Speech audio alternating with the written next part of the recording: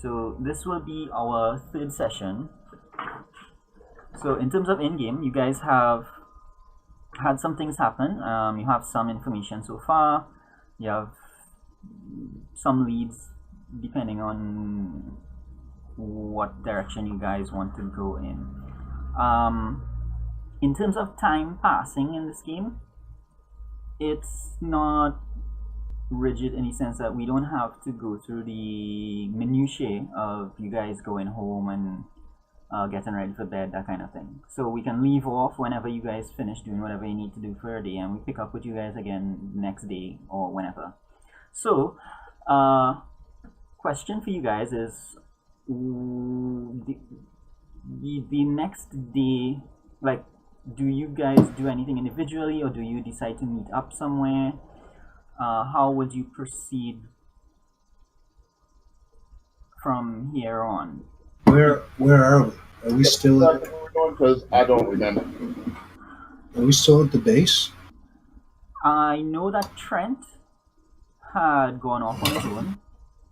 I thought everybody went home. Yeah, and the doomed Karma, she went home as well. And you are already at the base. That's Mike B. He's already at the base, so you are at your place. I just didn't clarify like whether Soul just went home, which I assume he probably would have.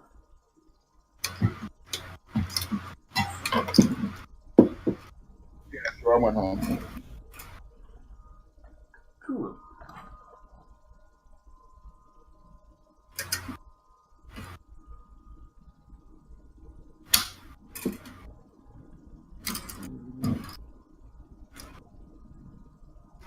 Right, so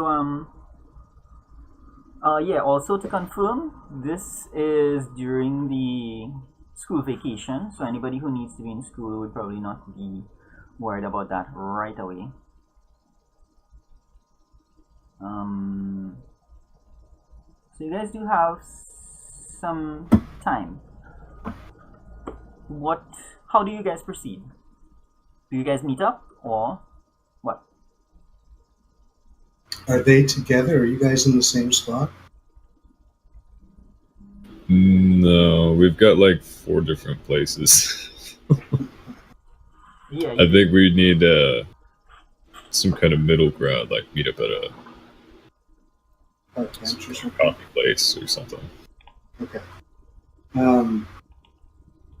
So yeah, I think we're doing the communicator thing, right? Yeah. All still got communicators? Yeah. Can you go to the coffee shop?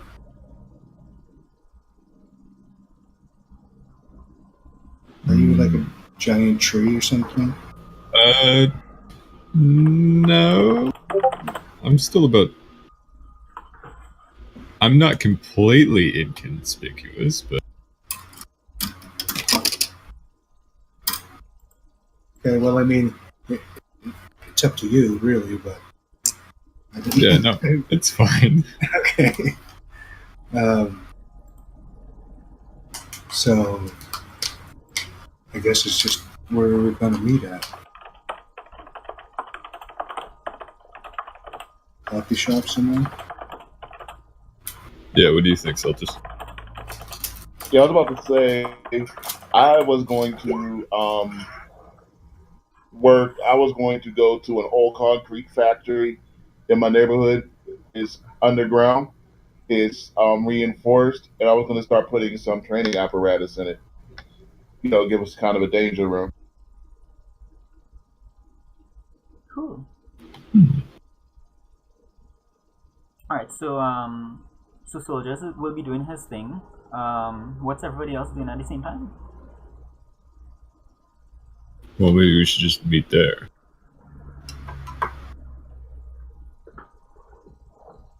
If it's underground, it'll work.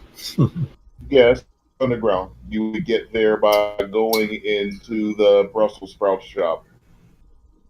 That's the secret entrance. Yeah, they only serve Brussels sprouts. What if I don't like Brussels sprouts? Is it a restaurant? Nobody likes Brussels sprouts, which is why it's a great secret entrance. Because nobody's there.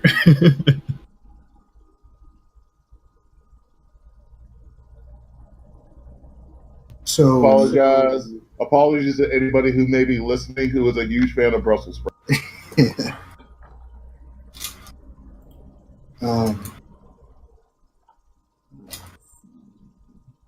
So you also have a base underground. You're putting a gym in. Yeah, I didn't consider it one now, but now that I'm making a danger room, it's a danger room for training. I still live in my apartment though. It's just about a block away from the training facility. But no, I don't have a supercomputer or anything.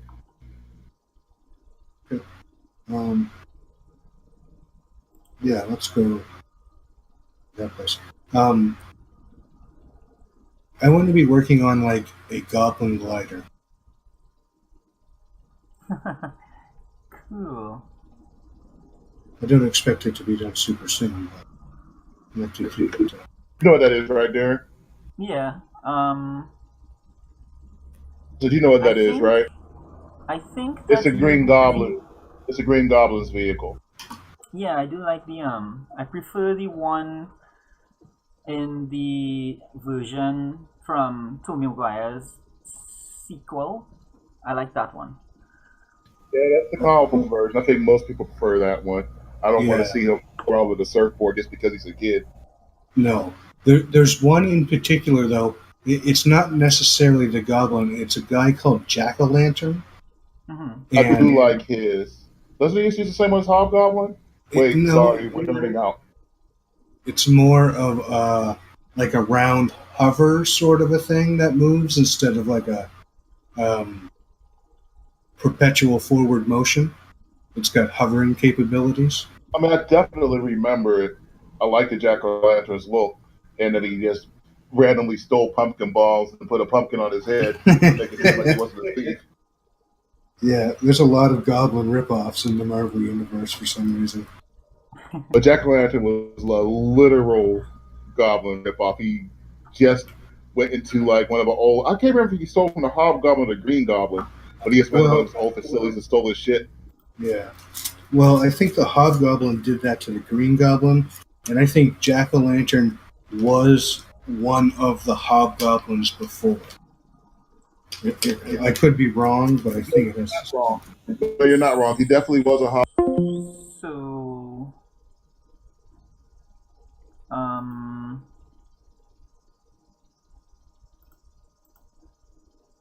Christ. So anyway, yeah, that's a little history on the Goblin family in the Marvel Universe. All right, so I guess I could apologize, but I'm pretty sure you realize from the picture I used that I'm also a Spider-Man nerd guy. All right, so I didn't even realize that. What would be the case is that the device that you had started working on at the end of last session, I think that you already have a glider, the beginnings of a glider that you and your father sometimes used to work on. It's the equivalent of that beat up old muscle car that father sons are supposed to restore. Okay. So you guys are in the process of building that. It's not ready yet, but a large part of the work that you were doing with your supposed device would not be to build like a separate device per se, but to build it into the glider. I'm not sure if I understand. Like, think of Kato working on the Black Beauty and building in another device into it. Just like putting missiles on it or something? The device that you were interested in was... Well, not necessarily. Wondered if... I just meant like missiles as an example. Yeah. You know what I mean? Like have the thing and then add something to it? Yeah, exactly. Okay. Yeah, it's not fully functional as yet, but you're not too far off. You'll have it working eventually. Okay. I just want it to be in the works at some point. Yeah. So it's in the works right now. Okay. I'll jump on my superhero bicycle and head over to the gym. Does it have tassels? We could put tassels on it.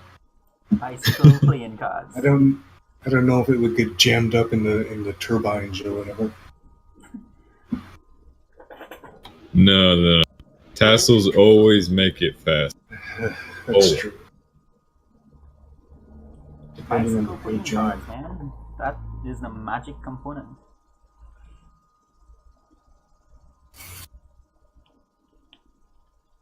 Have you guys previously arranged this? Because last we left off, you guys So just to confirm, this is the next day, right? Yep. Okay, so how do you guys arrange this? Do you who calls who?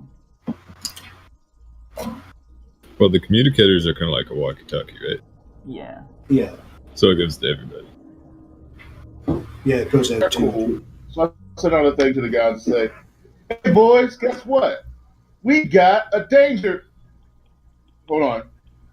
Yeah, can't call it that. Okay. We have can't call it that either, huh? Okay, guys. We have the learning tree. The I'm learning offended. tree. Wait, that's a book and a movie? What the hell am I supposed to call it then? Well, What I don't about- know. We gotta call it. What about Really? the gauntlet? The guy's gonna laugh at me if I call it that.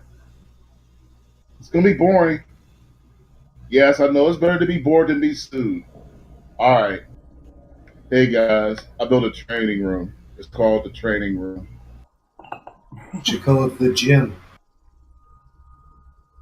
Hold on a minute. There's some zoning violations that say that there's another gym within 3 blocks, so we can't technically call this place a gym. I told them it wouldn't be open for business, but they didn't care. We could name it the gym, but have it technically zoned as a cigar room. All right, cool. That's what we'll do it. All right, If boys. it's a cigar room, don't we have to be 21? Oh yeah, that's right. Oh, sure. Juice bar. That's it. The juice bar. Cool. You might even need some cool teenagers with attitudes upstairs. All right, boys. Meet me in the juice room. But don't actually bring any steroids because we're not using juice in the juice room. Yeah. I was gonna say we're gonna sound like writers. Yeah. You're right. Let's try. Maybe it should be like a Dungeons and Dragons store. Where nerds come in and play Dungeons and Dragons. Yeah, we're not no, nerds. Exactly. Nerds. Puts away his D20s. Yes. But have it closed all the time.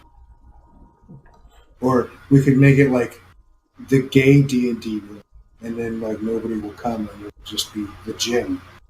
The dungeon. I don't know, man. It's 2017. Maybe we should just stick with the Brussels sprout. Yeah, that's true. Brussels sprouts, yeah.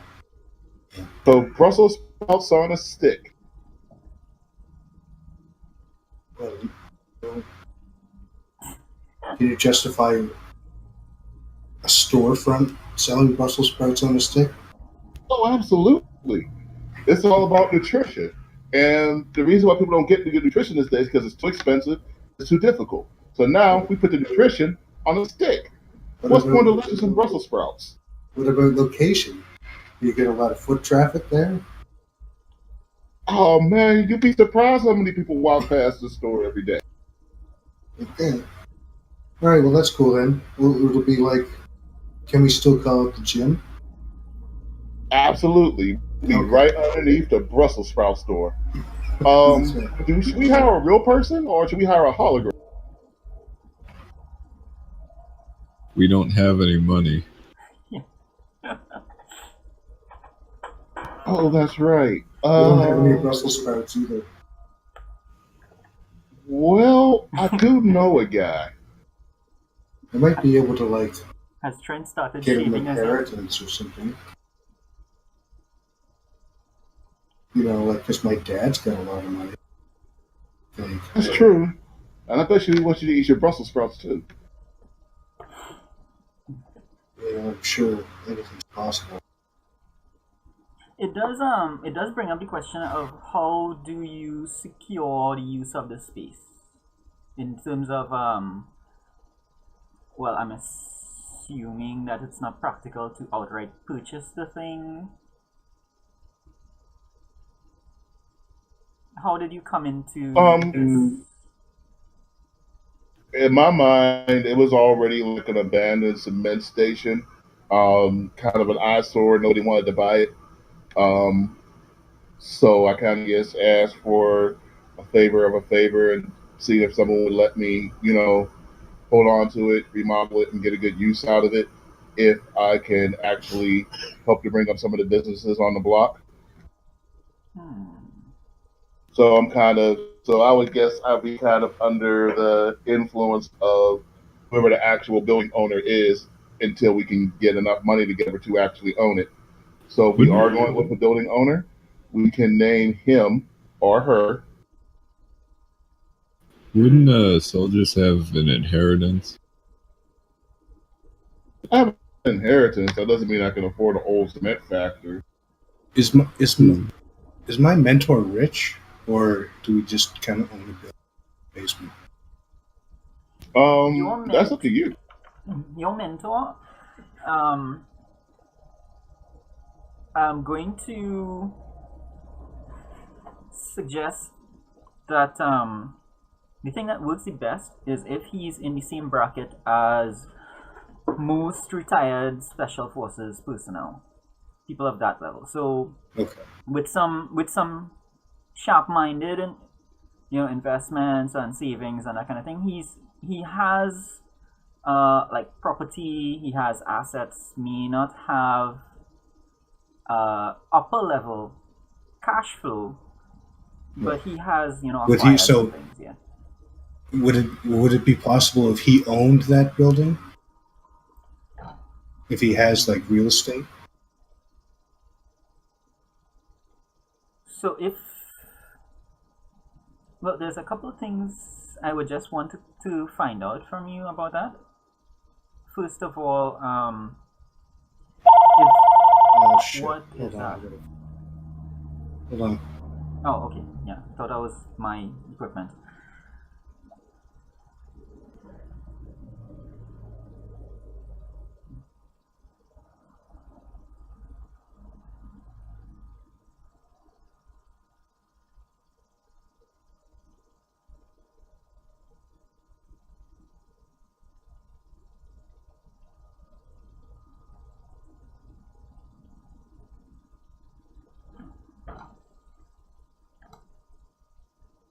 So I think the main question would be if that property is to do with Mike's dad, then how did Soul just get his hands on it?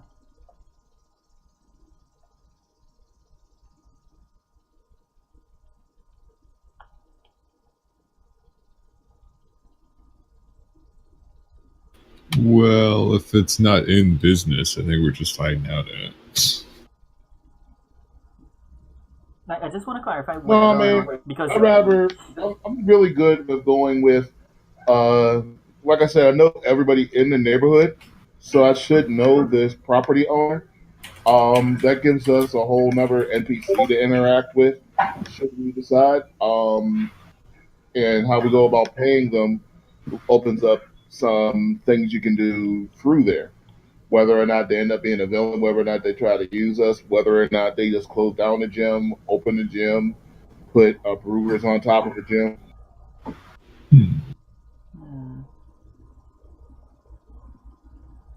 we could do that. It would just be a bit of a detour. So Okay, what do you want us to do? no, I think it's fine. If we'll just give me a name for the person who owns the place. And the thing is that it would be more convenient if it's someone new instead of Mike's dad, because then you guys would have to explain how you know Mike's dad, and that would tie your guys' backstory together, and then we'd have to kind of make sure that doesn't ravel anything else. Yeah, that's what he was saying. Yeah, Might be nice to have a new NPC. Yeah, I definitely want to make up a brand new NPC for this one. Right, so you do have to give me like a name for him. And sure. Let's see. We don't have any women female NPCs yet, do we? I guess we have Grandma. We have Yeah, we only Grandma. have Grandma. We have your We have Grandma. We have the cop. We have Mike's dad. I think we can go for another female here. Alright, someone older, I assume? Yeah, her name. Yeah, she'll be older.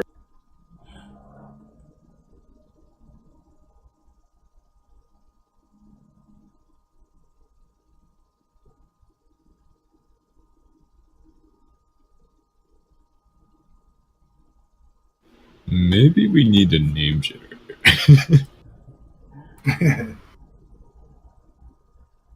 Wendy. How do you say the last name? Worcester? Worcester. Like Worcester sauce. Oh, okay. Well, okay, so is it that, or is it... how do you It spell should be Worcester, like Worcester sauce, yeah. I forgot to see it.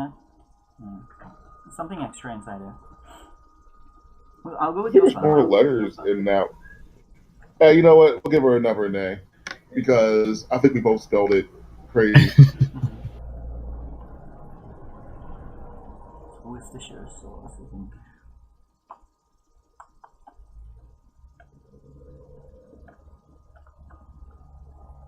Oh, little question. With my abilities, would I be able to like make stuff grow, or? Yeah, that's what you did with the bioluminescent. Flowers. Yeah. Mm.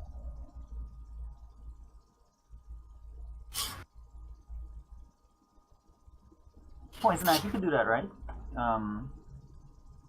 So like your powers would be modeled after Poison Ivy, Bulbasaur, and that girl from Sky High, among others. And you can turn into a black and purple gerbil? That's cool. Not sure about the gerbil. I'm sorry, guinea pig. Wilma Rockingford. Alright, cool. So, you guys are headed to... Oh, and Darren, if you want to try to do her voice, she sounds like this. All right, boys. So, I know you're going to go and make your little gym and everything. I just want to make sure there's not too much noise.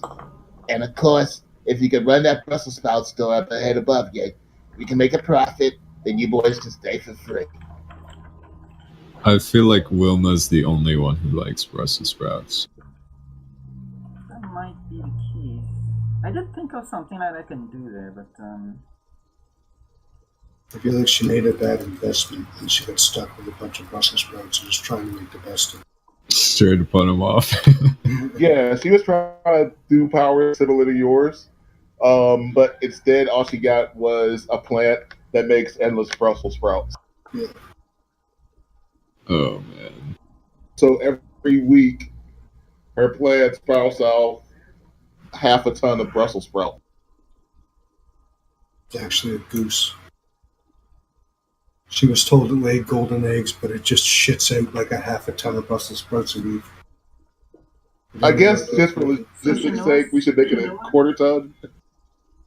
So she knows you as soldiers. Does she also know you as what's your name? She doesn't really know me as like a street person, but most people don't assume that soldiers has a secret identity. You know, they assume that always soldiers. Did you say a street person? I did say that.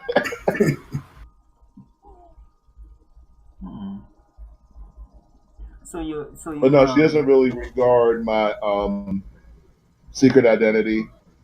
Um, remember, we it's as soldiers, Marcus something, isn't it? yeah. Uh, Marcus the uh, Coward? No. I think so, yeah. Because remember, I already said soldiers doesn't really consider himself to have a secret identity. Like the whole neighborhood knows him facially, and most other people just kind of can't see his face to make it out. Hmm. Okay. So, right. So I'm assuming you guys have arrived by now. Yes.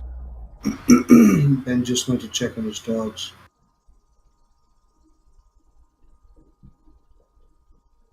All right, boys. So, what do you think? Got plenty of room to jump, room to practice flying. Nobody can hear us. Lots of things we can blow up, things we can hit. We can get ourselves as lean, mean fighting machines pretty soon down in this place. Only problem, we gotta sell Brussels sprouts on a stick. On a stick. Yeah, no offense, Trent. Not like fresh sticks, but like processed sticks. I guess we could use metal. Like popsicle sticks? Yeah, something like that. Or we could throw Brussels sprouts on carrot sticks. That way, there's nothing to throw away. Trent, would you be more worried about the sticks or the Brussels sprouts themselves? Well, One thing at a problem time. is, well, look, I'm gonna look. Mrs. Rockingford wants us to keep open a Brussels sprout store. Now, if we do a good job with this, we might be able to sell some other things up there too, so that the place could actually turn a profit. But she's stuck on these Brussels sprouts. I don't even know where she's getting the daggone things. Do you put like chocolate on them or something? Or is it just a dry old Brussels sprout? We should That jazz it up. You're right. That's an excellent question. Let's see if we got any cheese whiz. We could put cinnamon on them or fucking allspice. Exactly, you're right. Here's the menu. It says Brussels sprout on a stick, two Brussels sprouts, three Brussels sprouts, four Brussels and, sprouts. and then on the side we could have like toppings. Toppings cost extra. Oh, I get what you're saying, man. You're right. But we can have Szechuan sauce, Yeah. barbecue sauce, cheese sauce, hot sauce, chocolate. Chocolate and Brussels sprouts? Is that a good idea? Yeah, I mean chocolate makes everything better. You could have caramel or butterscotch or marshmallows. You could have Brussels sprouts s'mores. You're the yeah, man. exactly. It's like you're reading my mind. Brussels sprout s'mores. Like Brussels sprout flavored ice cream. I feel You like could you have guys are ruining a good thing. Brussels sprout hats for like kids and stuff. Brussels sprout balloons. We could have like Brussels the sprout Brussels hats. sprout gift shop slash museum. We could have like old stuff that has to do with Brussels sprouts. Brussels sprout presses that they used in the olden times. This is really, we could really make something out of this. Well, while you guys will probably be working on that menu, in addition to that, do you have anything in particular in mind for the danger room? Yeah. Oh yeah, your basic training dummies. There are these weights that the guy who kind of helped raise me after my mom died left by. What they do is they're a regular weight, but as you turn the dial, they increase gravity. Basically, what it is anybody of any strength level, whether you're super strong or whether you're just a normal human, can adjust these weights and get a good workout with them. So That's cool. he has that technology. Yeah, he did. So he left me some old ones. The only problem with these old ones is every once in a while the gravity thing messes up and can make you float to the ceiling. Better than Can heavy. you tell me more about this guy? Twice as much weight. Not really. Is this Do someone you need? who was on your Do you mother's need to team? know more about him? Yes, this is somebody who was on my mother's team. I know I've mentioned him briefly before, but I didn't get into detail with him because I really wasn't ready to flesh him out. Um, he's just like a tertiary member. Guy was kind of my mom's friend. He was the gadget guy for my mom's team. Okay. Could you give me some more details on him? Because it's I didn't plan to. yeah, Do gravity. you need them? Yeah, gravity manipulation is kind of significant. Oh no, if no! It's something- not really gravity manipulation. These things themselves that's just the way the weights work. He can't actually manipulate gravity on his own, just like these particular weights. I saw it on Star Trek, and I thought, oh yeah, that's kind of cool. It's like a souped up Bowflex. It's Right, just but resistant weight. still, if it's advanced technology or some kind of special ability, yeah, you should flesh it out.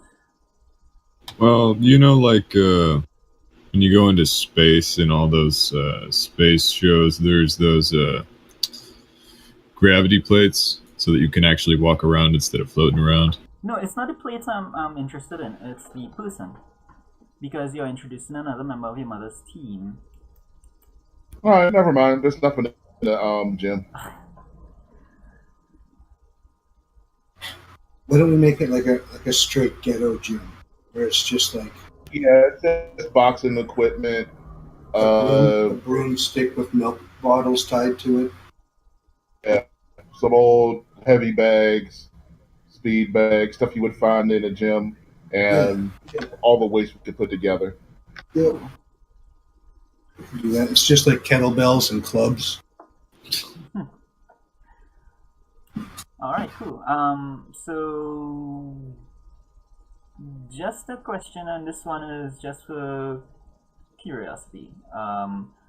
Did some of this stuff fall off the back of a truck? Maybe. No, not off the back of the truck. I mean, the stuff was donated. People do believe in what we're doing. They like that I'm in the neighborhood and that I'm actually hanging out with some other supers. And, I guess secretly they're hoping to get their own superhero team in town. And it's real pardon me, it's real ghetto stuff. So you could be like somebody could have like an old weight bench out on their front yard for garbage day or something like that, and you could just snatch it up, or you know what I mean? Like, yeah, it could be we hit up giving thrift away stores, free we hit up bags thrift of sand. stores, the Goodwill, that type of deal. All right, cool. This is bare fucking basics. If we can't find one that works, then we'll make one out of, like I said, sand and milk bottles. And we clean up after ourselves to an extent after our battles.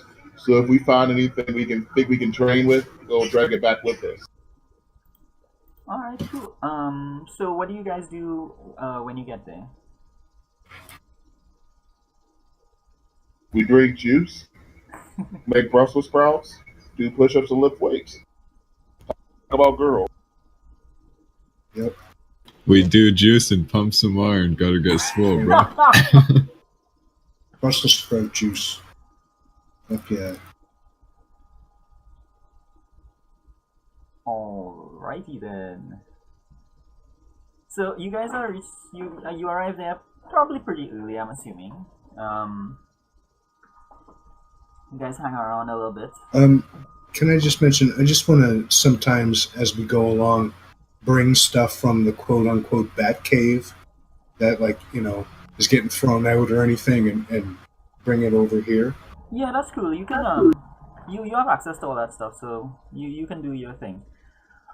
Yeah. Yeah. You see, you're generally going to have you're going to be the guy who always has like some weird gadget thing. Right. Yeah. Because that's kind of your deal in this. Okay. I want to set up sort of like a workbench laboratory sort of a thing for my gadgetry. If we're all going to share this space, is it just going to be a gym? Yeah, I mean it's large enough to be mainly a gym, but it's also large enough to set up some kind of office areas for us to do our thing. Um, I would say as we do better with the Brussels sprout store, Mrs. Rockingford lets us have more of an underground area to the point where we can each have our own little corner. So you can have your gadget corner. Karma can have her magic corner. I can have my, I don't know, corner where I reflect.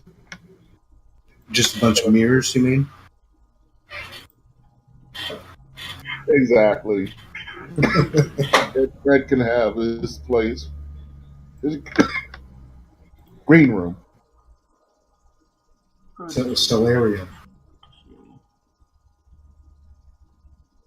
So what does that conversation sound like?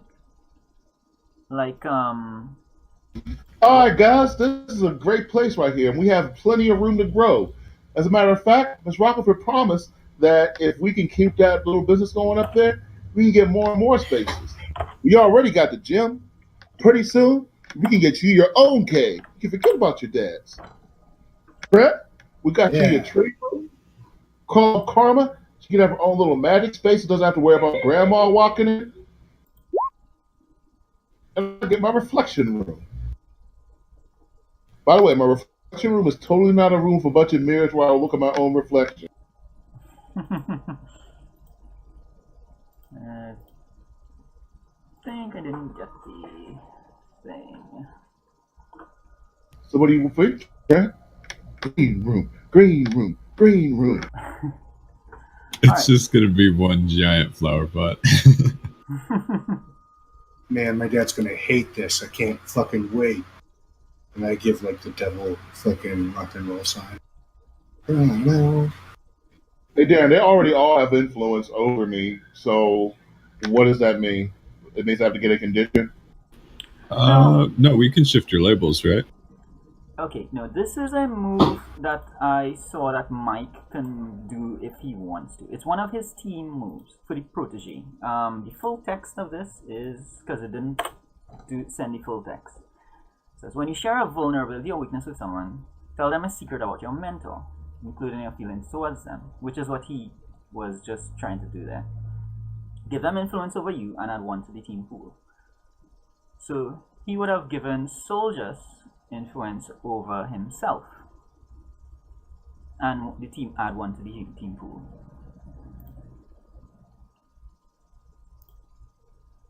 So we'll go with that. Why is this thing blank? It's unusual. So influence over Ektar, and we have a bigger team pool. Yeah. Are you guys seeing your character sheets? Something's weird here.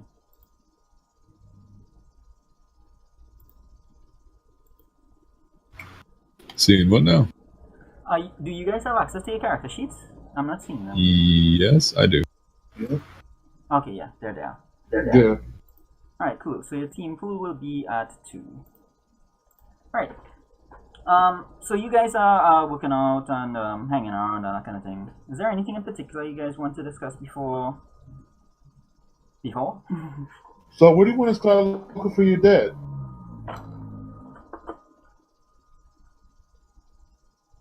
Sorry, can you say that again? I said, where do you want to start the search for your dad? Well, I don't, I don't know really where to start. I don't know where he is. Didn't you get a signal? I honestly can't remember if I got a signal or not. Let's look at that tape again. Okay, let's do that. So I bring up the recording that he left and any clues that I might have found along the way. Try to refresh it. The first thing we look for is we look at the background. Do we see anything behind him that would give us an indication of where he might be? No, this wasn't a video recording. It was a holographic, well, a CGI projection of like just him, a representation of him. It's like if someone So a made a character hologram like to put into a game. Star Wars? No, it's as if someone made a character to look like him to put into STU. Okay, so it's more like a hologram like Tony Stark would make. Yeah, kind of. It's not something that the recording itself is not something that will give you anything, but you did get what you need to, as Trent suggested, to have a constant search in the background running for when your father's communicator signal pops up again. So all you would do really is just check your communicator to see if it's logged any connections from it. And so I can just track him with my little computer thingy? yeah, My it Pip-Boy? tracks. Yeah, so you get signals at intervals, and the last signal you got last night was heading towards a library, and the one you get now this morning is heading towards a different library. All right, boys, let's roll out. How are we going to get there? Are we just walking? Oh no, I'm going to go and use my secret device for travel. I pull out my cell phone and I push Uber. Oh god. So as you guys are leaving, you're interrupted by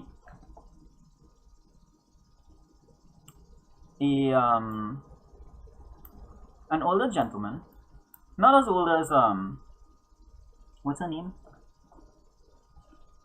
Wendy? Wilma. Yeah, so not as old as Wilma, but you can see the family resemblance there. So it's like Wilma's son or something, and so he comes to, and just as you guys are exiting, he's at the front door on his way in, and he says, "Oh, I was just going to come see you guys." Oh, great. hey, you're Mrs. Rockeford's son, right? Oh, you remembered? That's nice. No, I'm asking. You're Mrs. Rockeford's son, right? Yeah, you would have met him maybe like once. You're not Mrs. Rockeford's son. So who are you? Yes, he is Miss Rockford's son, but you would have met him at least once before, so like you would know who he is. Oh, hey, boys! I want to introduce you to Rockin' Richard Rockingford. So, yeah, he I shake his hand, yeah, say hello. he's carrying a basket of Brussels sprouts, and so he shifts the basket to one hand and reaches out and shakes your hand back, and his palm is moist. Just one of those people with sweaty So palms, I guess. You want me to take that for you? Actually, yes, I do. My So, mother Rich hasn't Timo, been I'm sorry. Go ahead. Yeah, my mother hasn't been feeling very well lately, so she wanted to know if you could deliver this for her. Sure. Where is it going to go?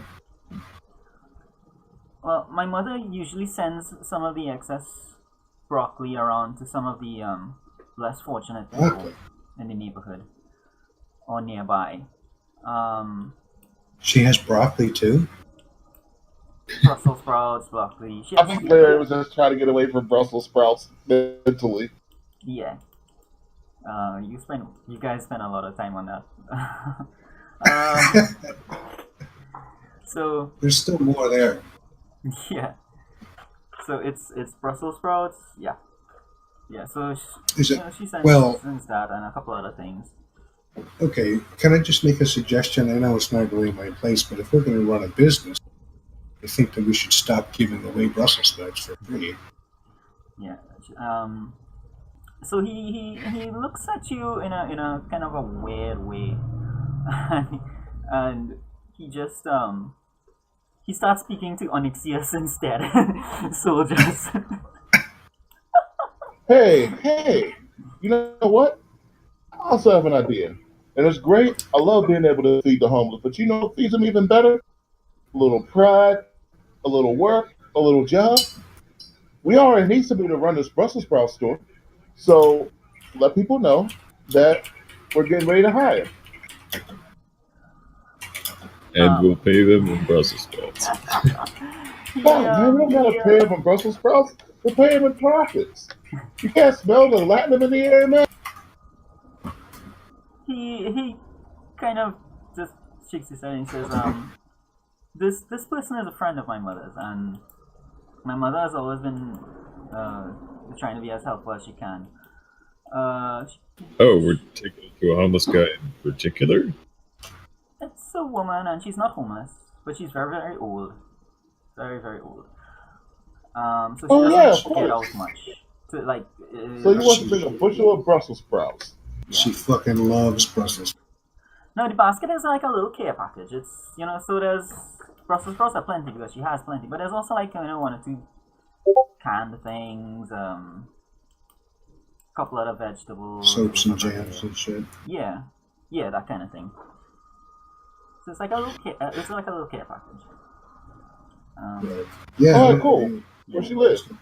He gives you the address, and it's a little bit out of the neighborhood, but not far.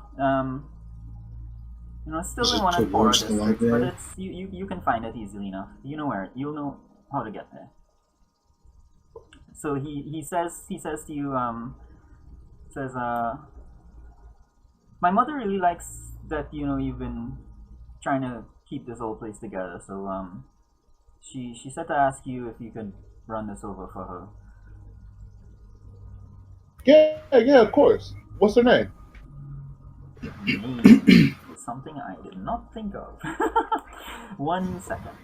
All right, boys, we're gonna go and take this bushel of Brussels sprouts to something I cannot think of.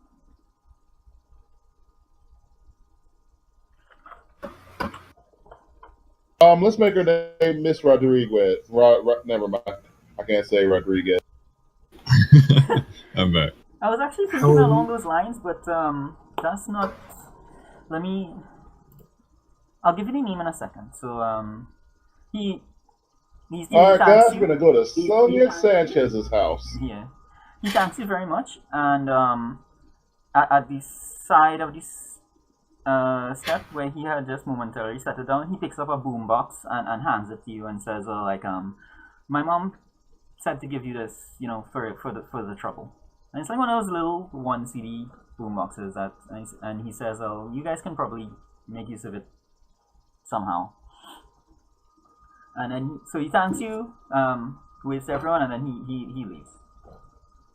What CD is it? Did he leave a CD in the thing, or no, it's not. Supply our own CDs? No, there's no CD in the thing. No. Damn it. Imagine being underground to get poor radio reception. Yeah, man, probably. But I guess we can make it work. I don't know. It'll still be good for montages, right? We just upped our fucking sound system by 100%. Does this have an input on it? Can I connect my phone to this? I don't think that thing's ever seen a phone before. Is that a tape deck? I hope so. Yeah, it's like the CD is on top and the tape deck is on front. But the cover of the deck is missing. You just have to push the tape in, and it doesn't rewind. It only fast forwards. So, does your dad ever own a tape? I mean, probably not. No. But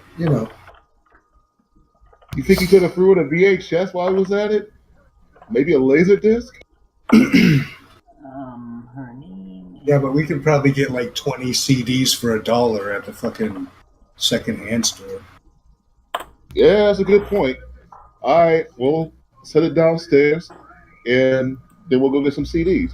Who knows? Maybe we'll end up having magical powers and turn into a giant robot for us. Like, I heard my one friend has a motorcycle that turns into a giant female robot. He doesn't talk to us anymore since then. Won't leave the house. I don't know, man. It's a giant female robot. I didn't actually see it. Is it a sex You gotta robot? ask him about it. I don't know, man. Hey, I'm 19. You gotta ask him. Maybe I can fiddle with it and turn it into a robot or something. No robots for you. Keep him away from any robots. It'd be great.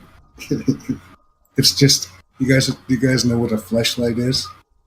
Yes. Oh, gross, I man. have heard of something like that. It's just the CD player taken out and a fleshlight put in the top of it. All right, guys. We gotta go get this care basket over to Mrs. Name to be determined later. Yeah.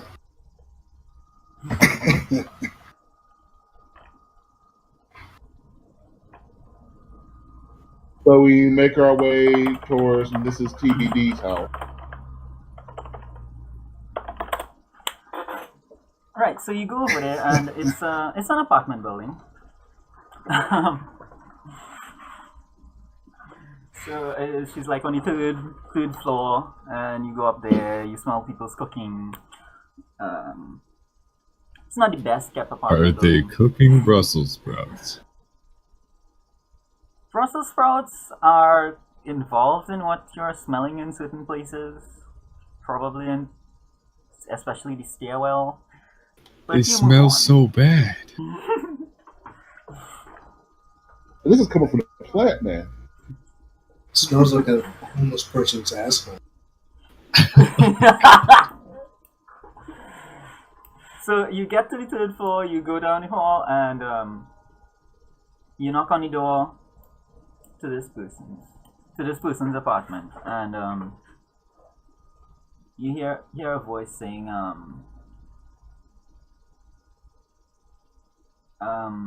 you hear an old voice saying, coming, and after a while, some little hush talk, and then you hear footsteps coming towards the door, and the door opens, and the person you see at the door is not an old person. She's really young. She's probably on the late side of a teenager.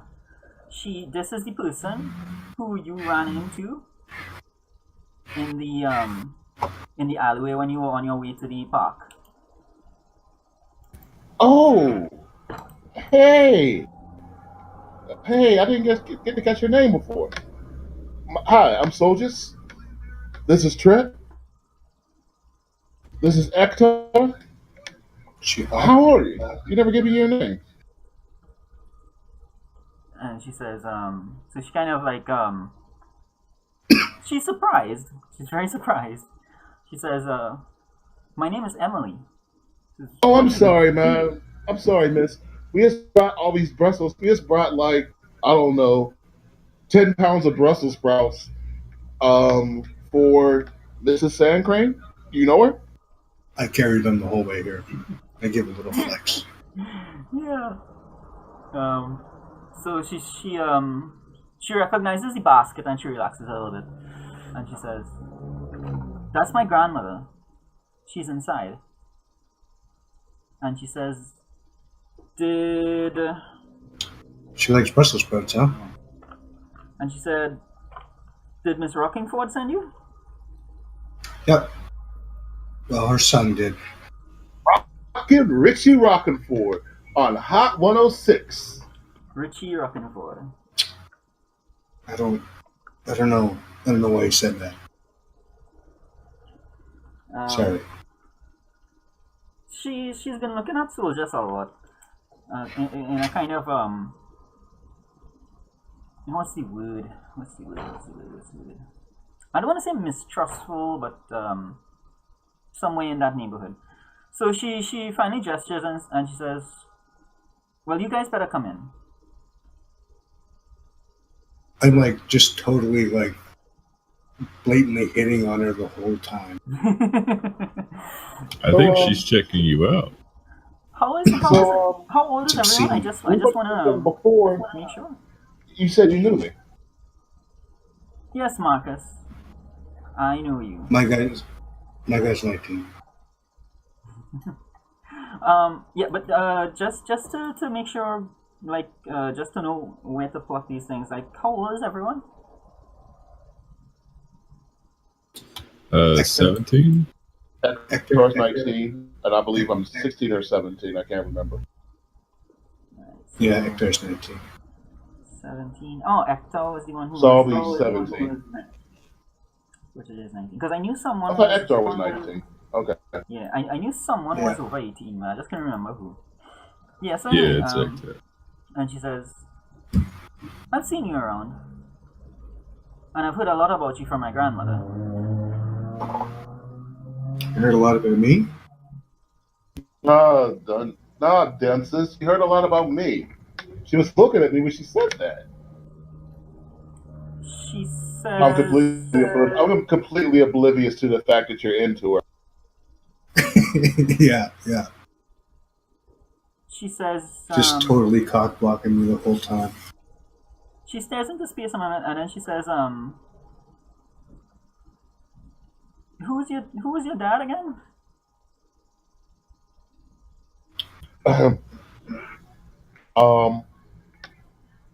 You know, mom had me. No, She died while she's she was asking, having me. she's asking, Oh, I'm sorry. yeah. We're not in costume, right? No, you're not in costume. My dad. What kind of question is that? What do you mean, my dad? So don't worry. Yeah, she shakes her head and Actually, she says, I'm sorry, I thought I recognized you. So I tell her who he is. It's just part of my charm. What do you mean? Who's my dad? Anyway, sometimes it goes flat. Does he actually explain all of this? Yeah. I'm totally just kind of babbling right now. But by the end of it, I tell her who my dad is, and then I just kind of snap my mouth closed, realizing what's happening. Just Snapping my mouth closed before I blow it. So she says, Grandma's in the TV room. You guys can you guys bring that over? I take the basket and I give them to Mike. Take them into the living room with her grandmother, so that I can stay and talk to the girl. Yeah, sure, bro. I'll carry the rest of the way. Acting weird today, man. So you guys go into the further into the apartment, and the next room is the TV room, and she's watching like Price is Right or something, and instead of a there's a recliner, and there's this old tiny woman sitting there, and just like her granddaughter Emily, you can see that she's of Native American descent. They both have that look of them, and Emily has asked you guys to bring the basket in because she's busy like preparing her grandmother's medicine. Emily is busy doing that? Yeah. So Emily had already brought the medicine tray nearby and set it on the coffee table when you guys came in and interrupted. So for a second, she busies herself counting out a couple of pills, and the grandmother looks at you and says, "Marcus, is that you?"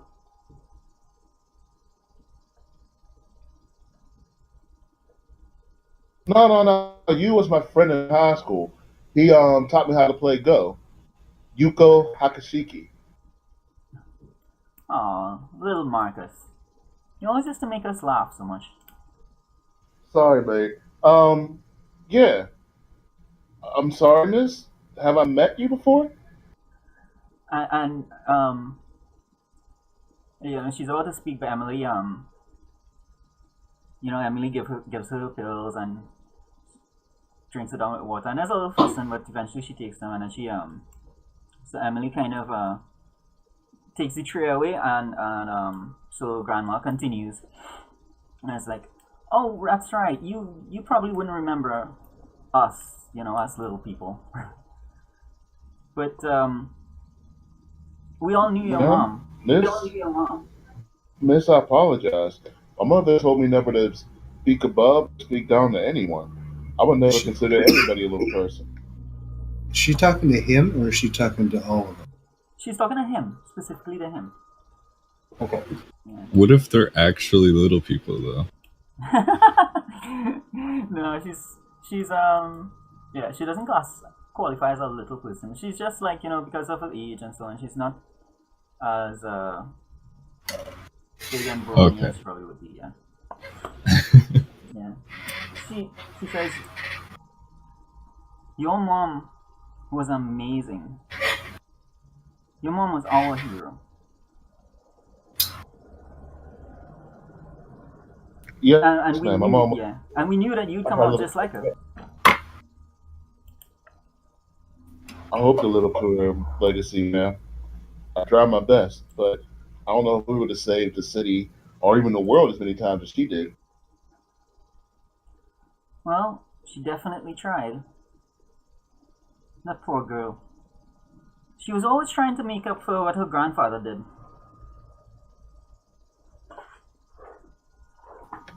I almost met her I'm once. sorry, miss. Um, Mom never spoke much about Grandpa, great Grandpa. I don't know anything about him. Her All I feet. know is, Yeah, go ahead. all I know is this: she was like 8 years old. Her parents, I don't know, fought him or whatever, and got rid of him.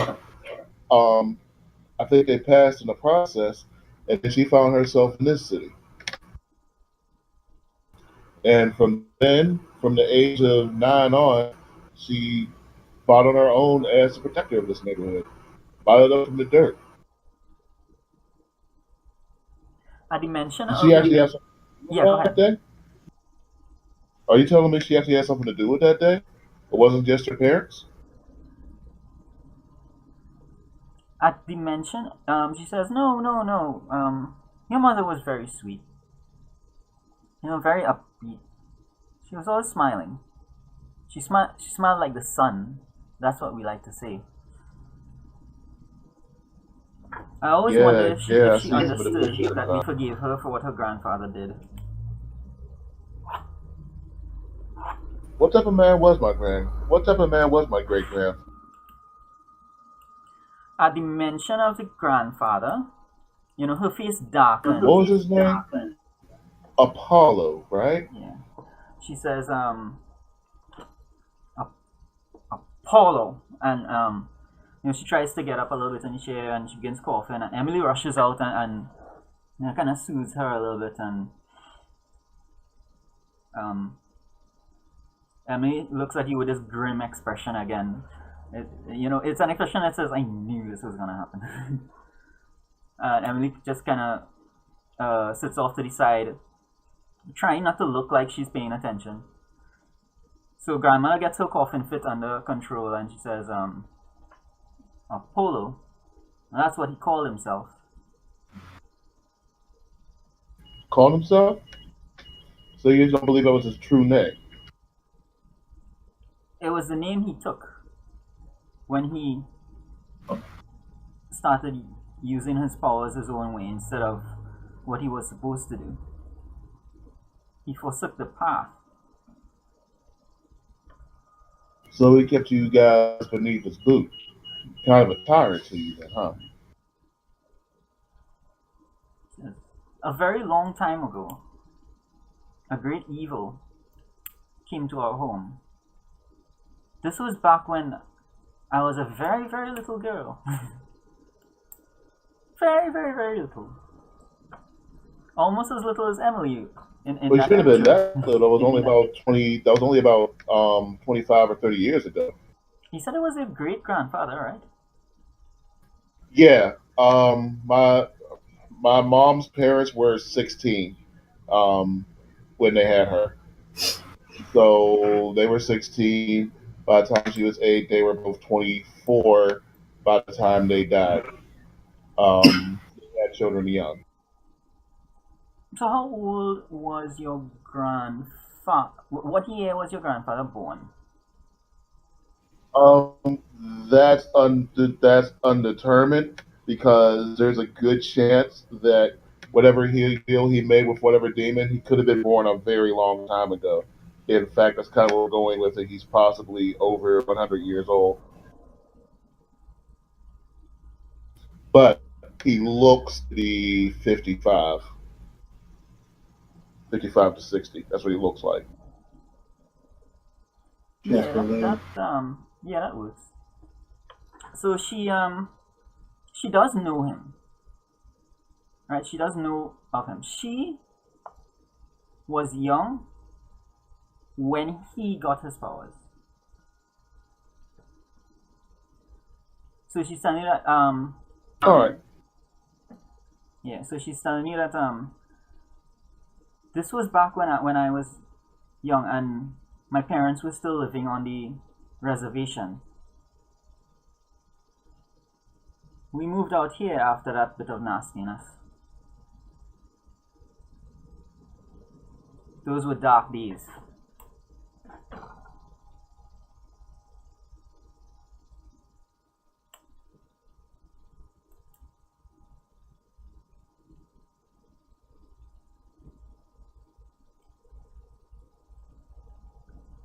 So what did he do to you? Yeah, tea kettle whistles and Emily goes into the kitchen and grandma kind of leans forward a little bit and she says something evil came to this world, something very very evil, very very bad, and it wanted to lay claim to our land. Your grandfather, So some sort of demon then. yeah, it definitely was, but none that we had ever heard of.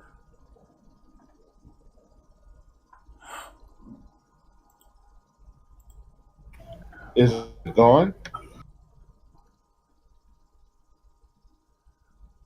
Others came, and there was a number of them, and they fought it and drove it back. And your grandfather, your great grandfather, was given the power to watch over the land in case it ever returned. He was supposed to be like a guardian for us. Except he turned his back on the job, and instead of watching over the land, he took the power for himself and decided to control the land. She nods bitterly again. This time Emily has come back with some tea for all of you guys, and it's tea on a tray, and she just passes it around for whoever wants. So grandma I continues. come over. Yeah. I come over and awkwardly take the tray away from her so that she doesn't have to carry it. Yeah. I spill some of the tea and stuff with a smile on my face, and I'm just a disaster. Yeah, she has a napkin ready, and she kind of helps you dab at wherever tea has fallen and that kind of thing. She's kind of softening up to you a bit. And so grandma has kind of brightened up her disposition with Emily back in the room, and she says, after that, most of the old families, were going through tough times, and a lot of us left. My parents came here to settle in the city and build a new life. My Emily thinks the same way. She wants to be a doctor when she grows up. And Emily says, Emily just kind of has that wry kind of smile again. It's like she's heard this a billion times.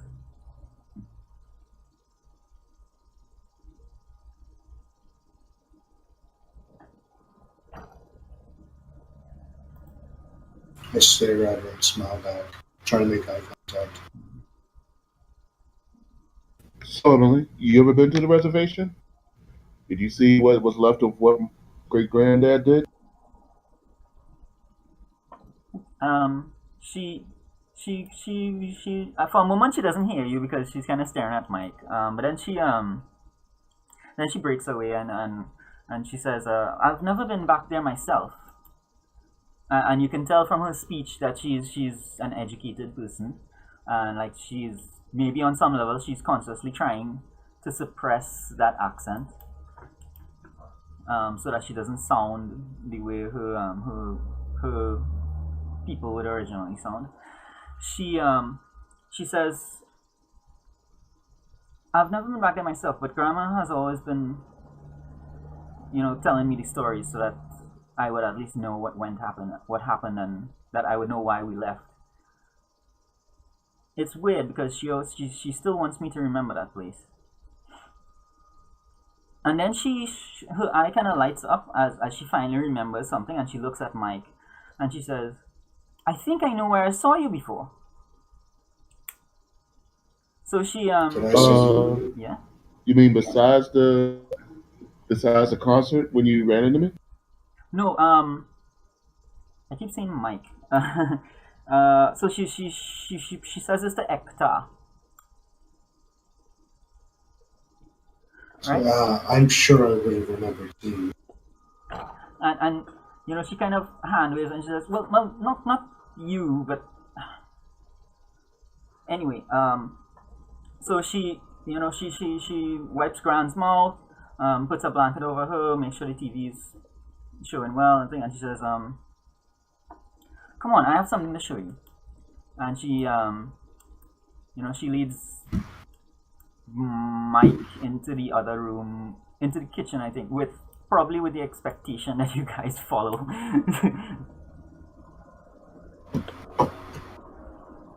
I wave them back on the down low. I was wondering if you would do that. 50.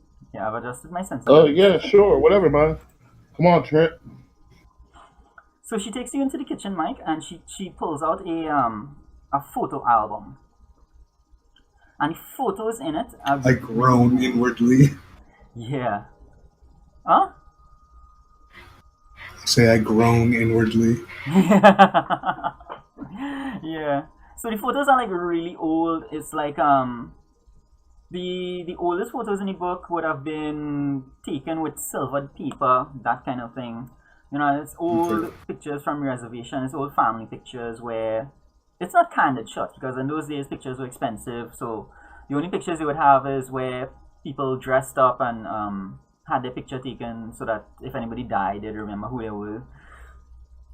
But then later on down the line, there's some newer ones as well. So it's like you see a lot of history in this. You do see a picture of a superhero who is exhibiting powers exactly like Onyxius's mom. So it would be like an old picture of Onyxius's mom in action, flying somewhere or something. She hot? Oh, we can see her right on my character sheet. I would say... My name. I would say probably. Okay. She was extremely popular. You see her, Exter? You see her my... Yep. Yeah. Pretty good. Yeah. You see, she wasn't just popular because of her looks. She was like the darling of the reservation, of these people, so to speak. Right. Right? And she kind of flips past these things because she's looking for something very specific. And when she finds it, it's a photograph that's in color, which is kind of a little off. It's a photograph that looks of better quality than it should be given its place in the book. And it shows a group of, how many was it? Seven people. Was it 7? 1, 2, 3, 4, 5, 6, 7. Yeah, it's a group of 7 people, mostly young men, well built, well muscled, well trained, and they're in superhero costumes, and but those who are wearing helmets I think there's one guy who has a helmet, and it's he has his helmet off and under his arm because he's posing for the picture. The other guy has a suit that he cannot take off, but he does have the faceplate set so that you can see his face. And one of the guys is in combat gear, and you can see like different things strapped to his like he has a utility belt and gadgets on his forearm, that kind of thing. You recognize some of the faces from the files you were looking into on your father's computer. Okay. Yeah. Including the ones that were marked deceased. And you Right. the one with the gadgets is of your father, and it's a stunning resemblance. You know, over the years, you know, the fights your father has been in, and then age has taken its toll. So it's not something that's apparent. But in this picture, he looks remarkably similar to you. Okay. Good looking guy right there. Take over. Yeah. And she says, they saved us. They You were did? here.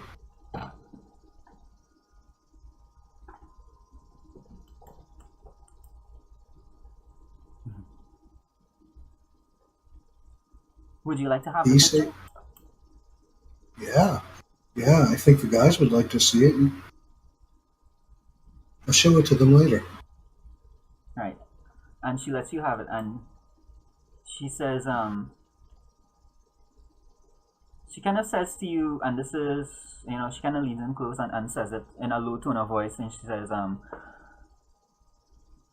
Grandma really, really has a lot of faith in you know, the heroes. She tells a story of how these people came and helped when that demon appeared. And she really believes that when the time comes, heroes will appear again,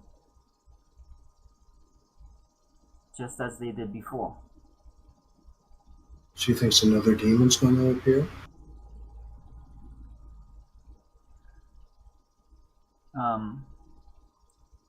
Emily kind of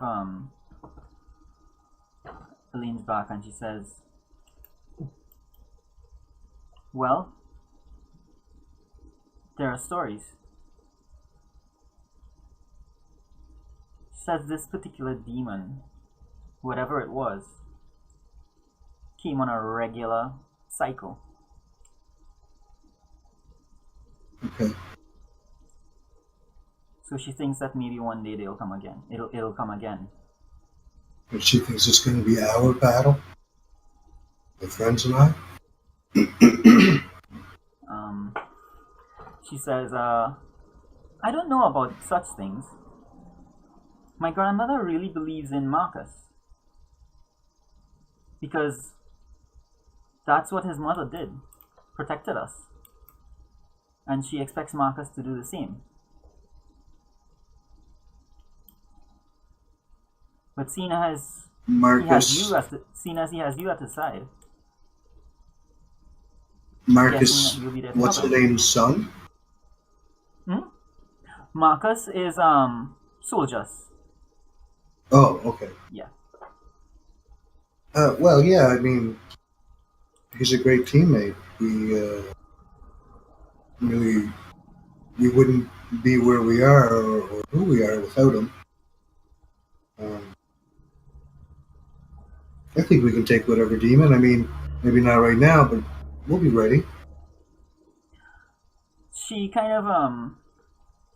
of shakes her head a little bit and she says, no, you don't understand. I'm giving you this as a warning. Almost half of this team died. Make sure that doesn't happen to you. Of course it could happen. Is this just Emily? Yeah. Yeah. Of course it could happen to us, but, you know, you can't go in without supreme confidence or you'll be dead right away. We know what the stakes are. Say, look, you're really pretty. Can I have your phone number? Has your and just glossing over that? Has your grandma ever mentioned something named Malice? Maybe. Grandma says, "Damn, I should have prepared something for this. I know exactly what she's gonna say, but I should have prepared something really cool for her to say."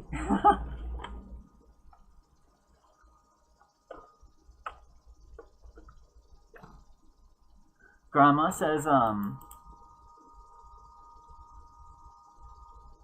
just make something up, but she says something in her native language. But What is her native language, man?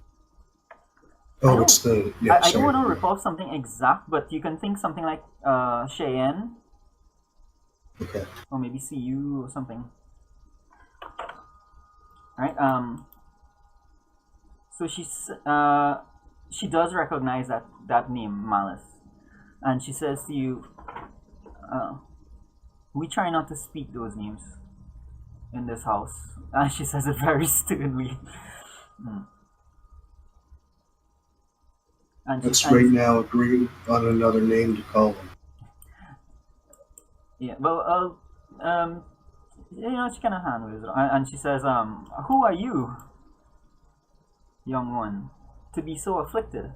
Because she thinks it's some kind of skin disease.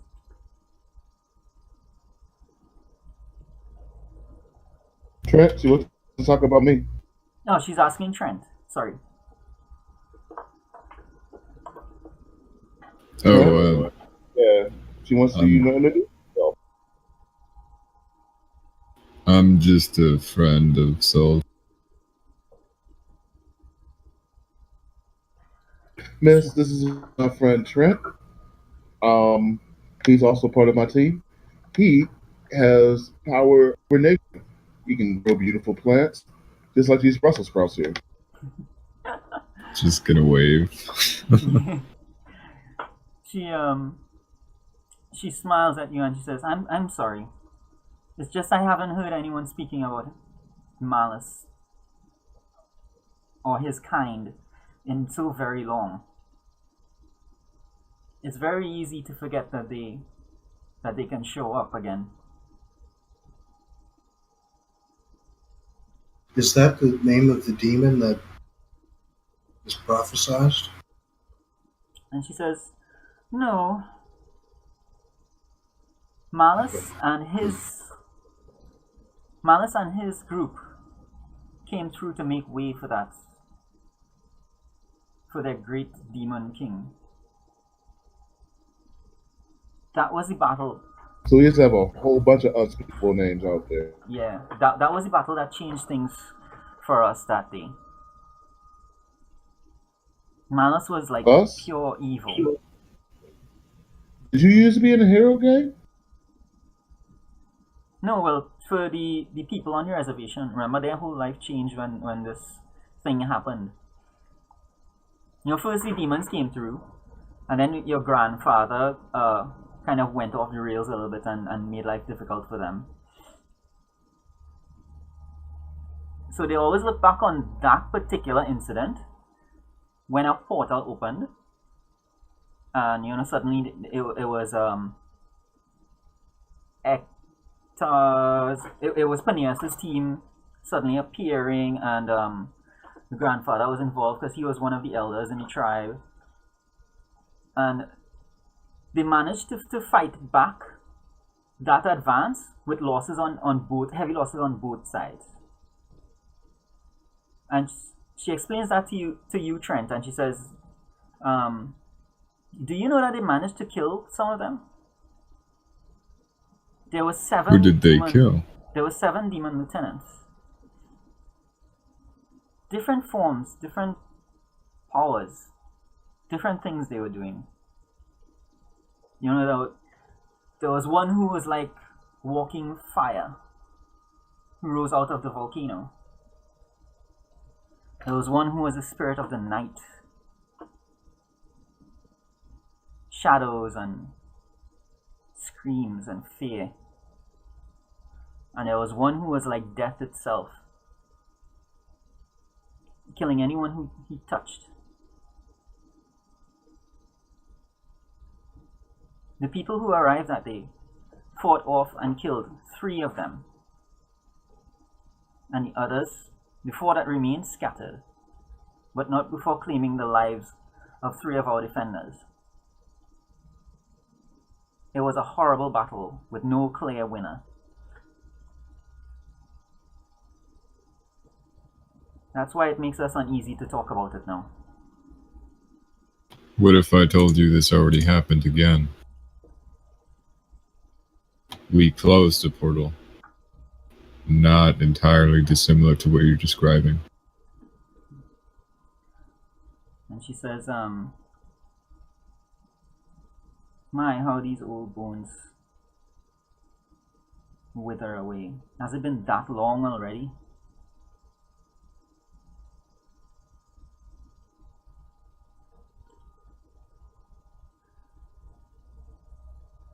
How long do you need? How long is it supposed to be? This would be, you see, I would have to calculate it based on Soldiers' great grandfather. Oh, so it's like the 25-year thing? Yeah, I mean, it wouldn't be exactly 25. It would be like 26 and a quarter or something, because it wouldn't line up with our years. It would line up with a celestial movement, that kind of thing. Okay. Yeah, so it's it may not be exact period of time. It's whenever certain things align that it happens, which is why it happens in different places around the globe, because of where the Earth is positioned, that kind of thing. Right. She says,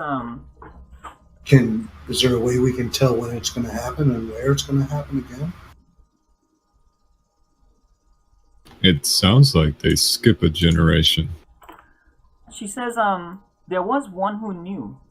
That was how they arrived that day. They knew it was going to happen. Is it a generational thing? She says, not always. It happens whenever a certain star lines up with a certain moon. Our ancestors knew the pattern, and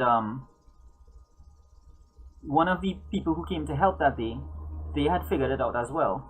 And Emily kind of nods to you to indicate that it was your father who figured out what the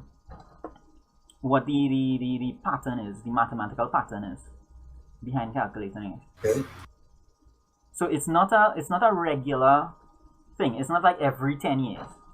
It could be exponential. It could be a Poisson distribution. It could be there's some math involved in figuring out when it will happen next. Okay.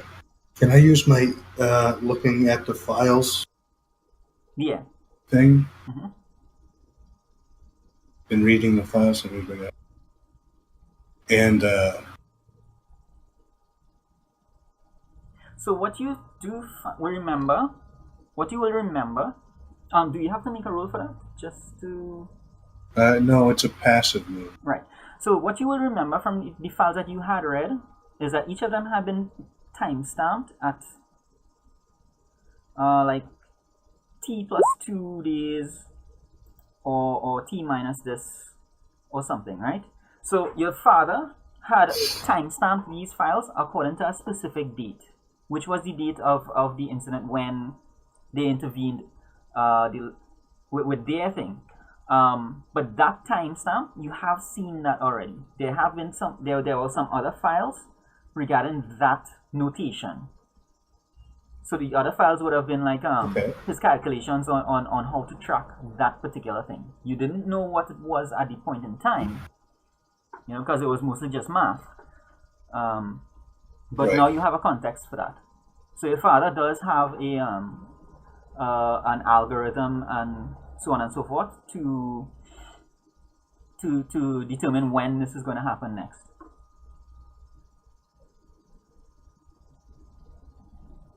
Right, so you can ask me a follow-up question as well.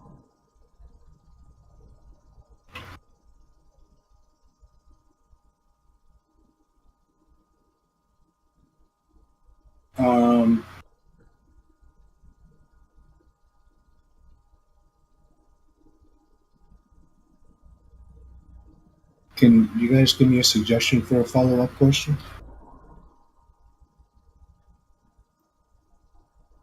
Where's it from? I don't know. Like, what's on the other end of the portal? Does anybody know? That's a good question. So, is the portal where these fire guys come out of? That's what we did at the beginning? Yes. I can answer this in context in a role play if you want. But yes. She says, "Oh, that one. He was nasty. He burned the fields. We almost starved after that." Yes, he came through that. He came through the portal as well. I'm gonna say portal, but I'm assuming they would have like some name for it.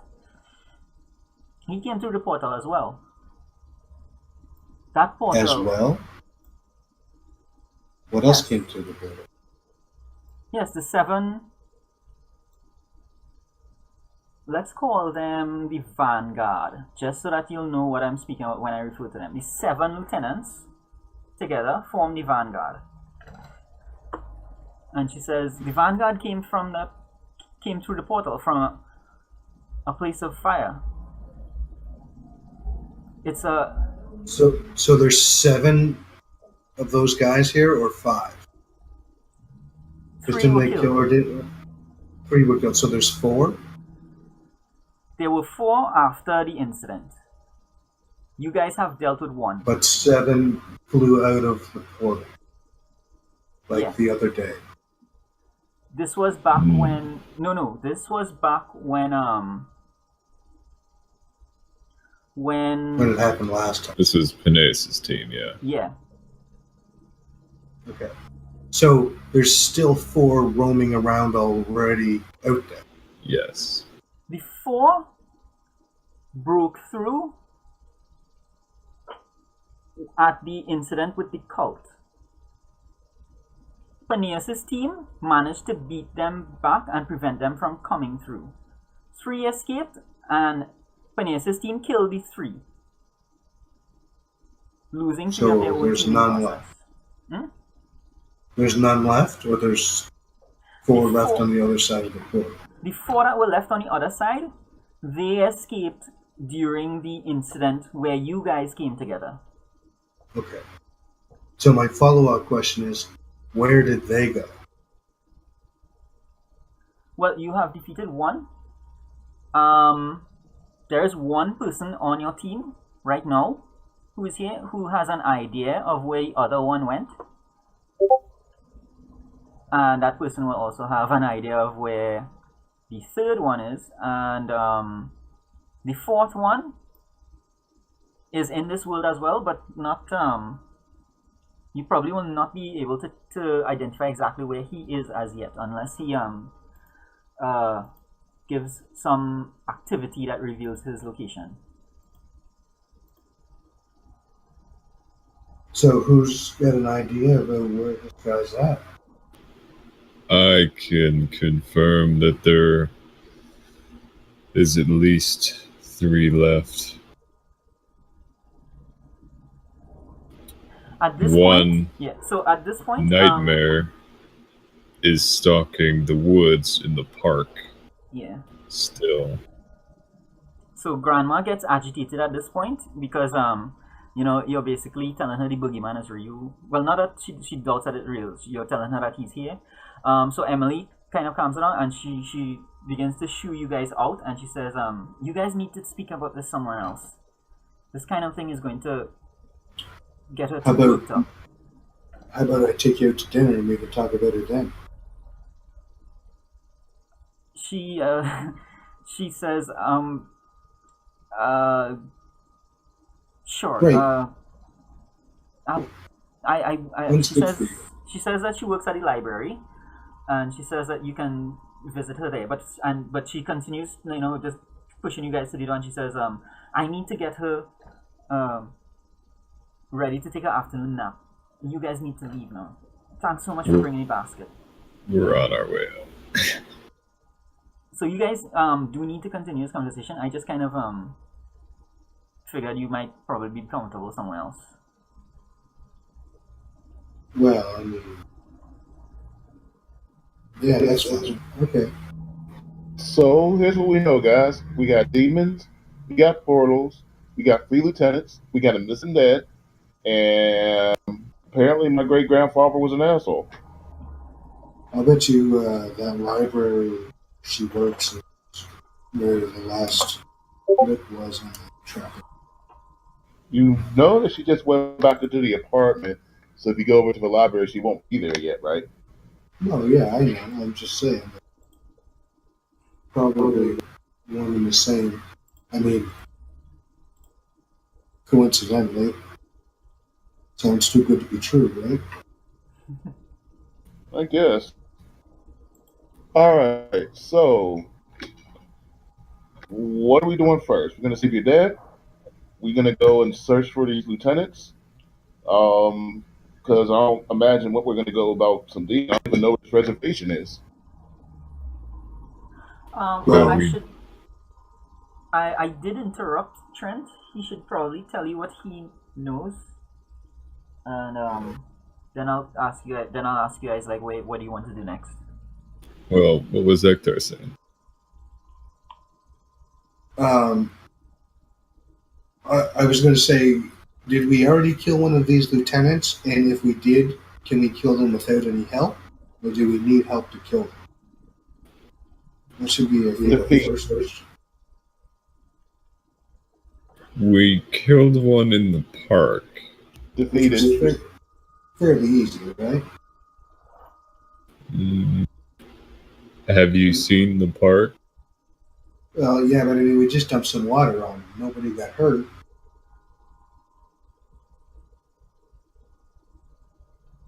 True enough. I mean, collateral damage, yes, but I mean, as far as actual execution, Sure, yeah. We took him on. so, And that was the fire one, right? right. So now that being, brought up, can we take these guys by ourselves, or do we need help? If we're together, we stand a chance. Yeah, I mean, I think that's true. And maybe the immediate danger. And I'm sure the old man would be pretty pissed off if I let the world burn or whatever to save his salary. Sometimes Well, there is one glaring coincidence, which is your father, who's missing, was the only one who knew when they would appear. And now that they have appeared, he has disappeared. Well, I think I can probably get into the computer and pull his file. Right. But isn't he supposed to be at the library? Well, that's the last place, the last known location was at the library. But he probably has, he's probably got them the home on the computer where he can access it. And I can check right now with my little Pip-Boy thingy to see if I can access them. Well, sure, the pattern will be on the computer, but they're already here. How's that going to help us? Maybe we could figure out where they'll be next. I guess you're right. The more immediate issue is where they are. It won't have any record of where they are now. They're already through. Right. So, okay, what do we know about them? I saw Nightmare in the park still, but I'm not right sure now? where. As of yesterday. before I met up with you guys on my way to the cabin, or beach house, rather, I ran into Night. All right. Does he seem like he might be up for Getting his gentle ass kicked? conversation? Well, he's definitely not on our side, and said that the next time I see him, he's going to kill me. Okay, so we won't visit him right now. No. Well, he'll have to go through us anyway. First. I think we can kick his ass. What is he, Nightmare? What's the opposite of Nightmare? Soldiers. I mean, I always right. prefer Cervantes personally. I like the two sword deal. The what? Cervantes, you know, the pirate guy, he has two swords, and he Ibrahim or Mishirigi. No, I have no idea what that None of you guys played Soul Calibur? God damn it. No. But, okay.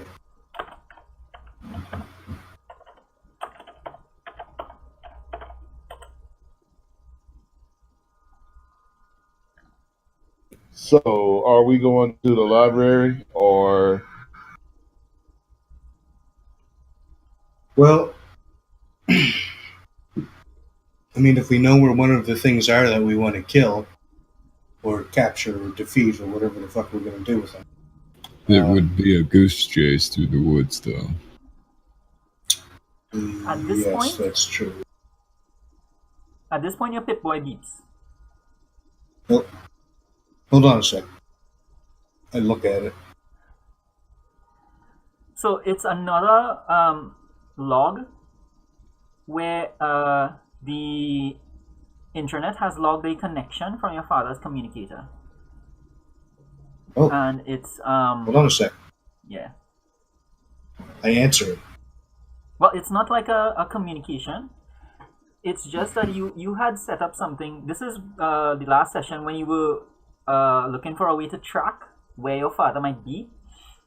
So what you had found, just to recap, what you had found was that your father's communicator does connect to your father's internal network, the same network that you guys are connected to, but his section is firewalled from your section, so that you guys can't just listen in on his thing, because secret agent stuff, that kind of thing. So security is proper. But what you were able to do is I don't know if you guys are familiar with this, but like how a modem connects to another modem is that one of the first things they do is called a handshake, where the signals sweep the spectrum until they lock on to each other. So it's like your modem and their modem, your communicator and the mainframe shaking hands with each other and saying, okay, we'll use this encryption, that kind of thing. And there is a log of that activity. This is standard for computer systems today. The connectivity log, you have access to that, and every time it connects to the network, you may not be able to break into it and access it directly, but you do have the awareness of every time it connects, which it does automatically anytime it's within range or at a set interval. Every now and again, it will connect to see if there's any firmware updates, that kind of thing. So the communicator connected with the network. Right. And you did jury rig something to triangulate the location, and the location that it just pinged at is near the local coffee shop. It looks like he's headed there. Oh. All right, well, it looks like he's going to this coffee shop. I think we should probably go and see. Can I try to get a hold of him? I try to contact him? You can try. I will suggest you do an assess the situation roll just so that you can ask me extra questions. But just so you know, the communication fails. Like you do try to raise him, and just as before, just as been the trend, you are not able to raise him on the communicator.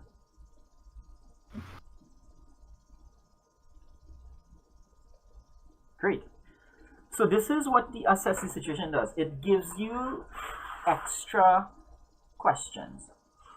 So I guess you would ask me and I would give you as much information as your character would know. That information is not hidden behind a rule. But what the assess the situation does, it allows you to ask extra questions which I have to answer honestly. Right. So, did I get a hit on that? Yes. Yes. So,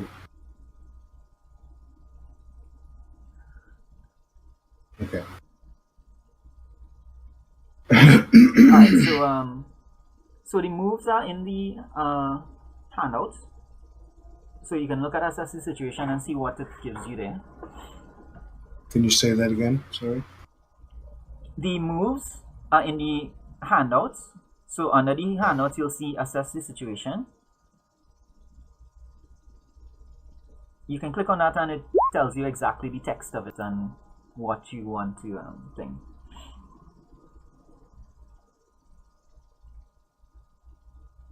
Maybe we could get a visual confirmation? See if he's like at gunpoint, you know? Or if he's accompanied by somebody. Alright, so like if I were to do this and I wanted to know that, I would say, what here can I use to get a visual confirmation of your father's presence at or near the coffee shop? Right. Right, so it's all about phrasing and framing. So you had asked previously. Oh god, a motorcycle is gonna pass by.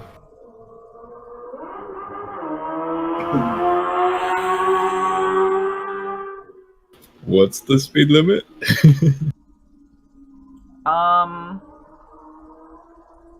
Our government is very stupid. Careful. But do they not do speeding tickets?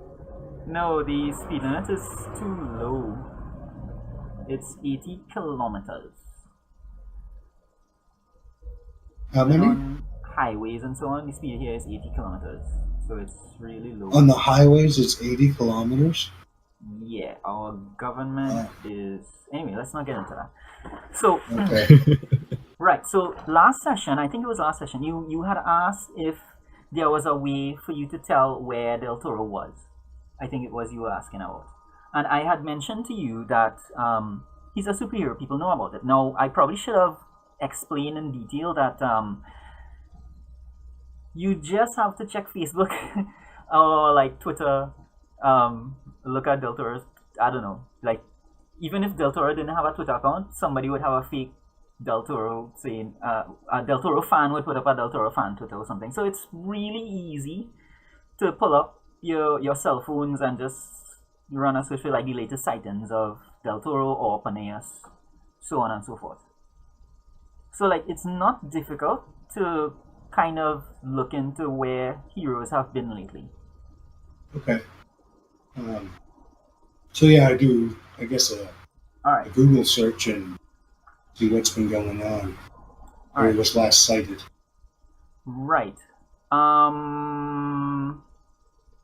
In this particular case, there has not been anything new on your father's activity for 2 days, for a few days.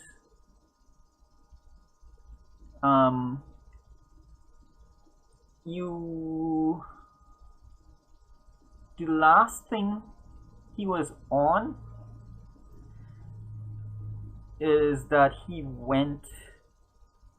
was seen in or near the park, which was probably a couple of days before the concert. But in terms of Nobody. the coffee shop, there's nothing mentioning him in that area. So he hasn't been mentioned in 2 days. Now he's at the coffee shop.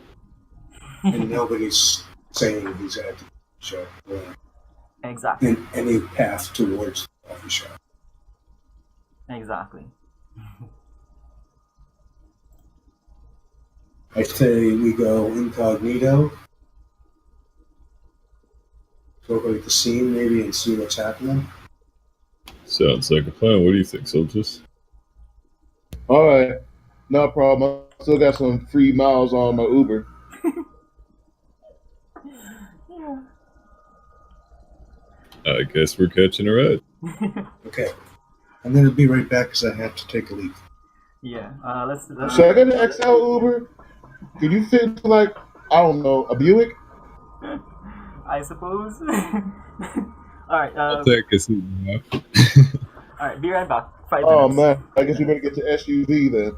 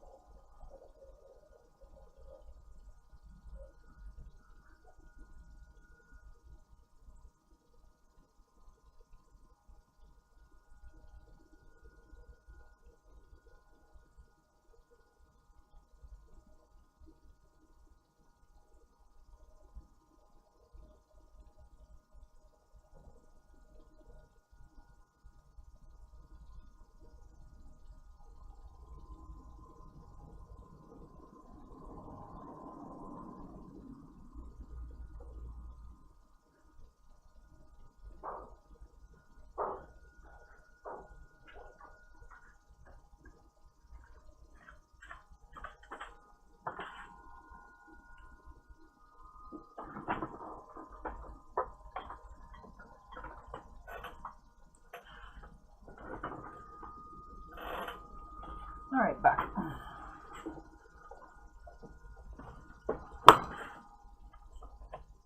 Dum. Where's my pen?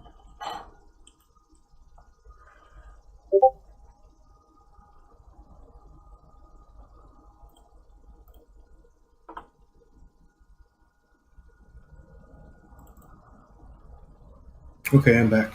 Cool. As I.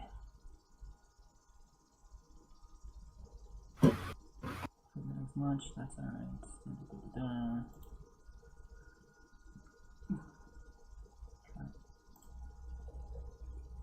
Alright, so everybody back? Bullseye is ready. Yep. Who? Alright, so you guys arrive at the coffee shop and it's a pretty nice place. A corner shop. They kind of pattern it after like an old diner, but it's modern enough. Has all the conveniences and so you guys go inside.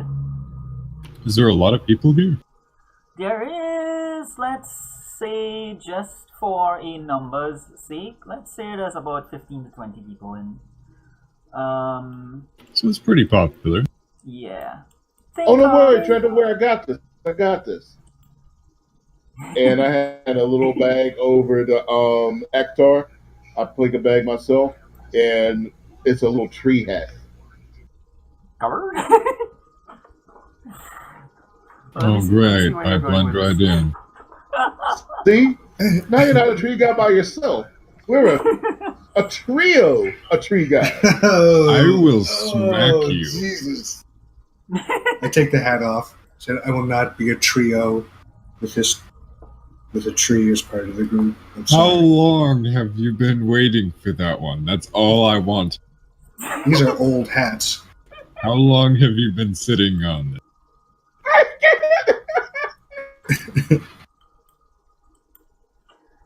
This is both an in-character and out-of-character question.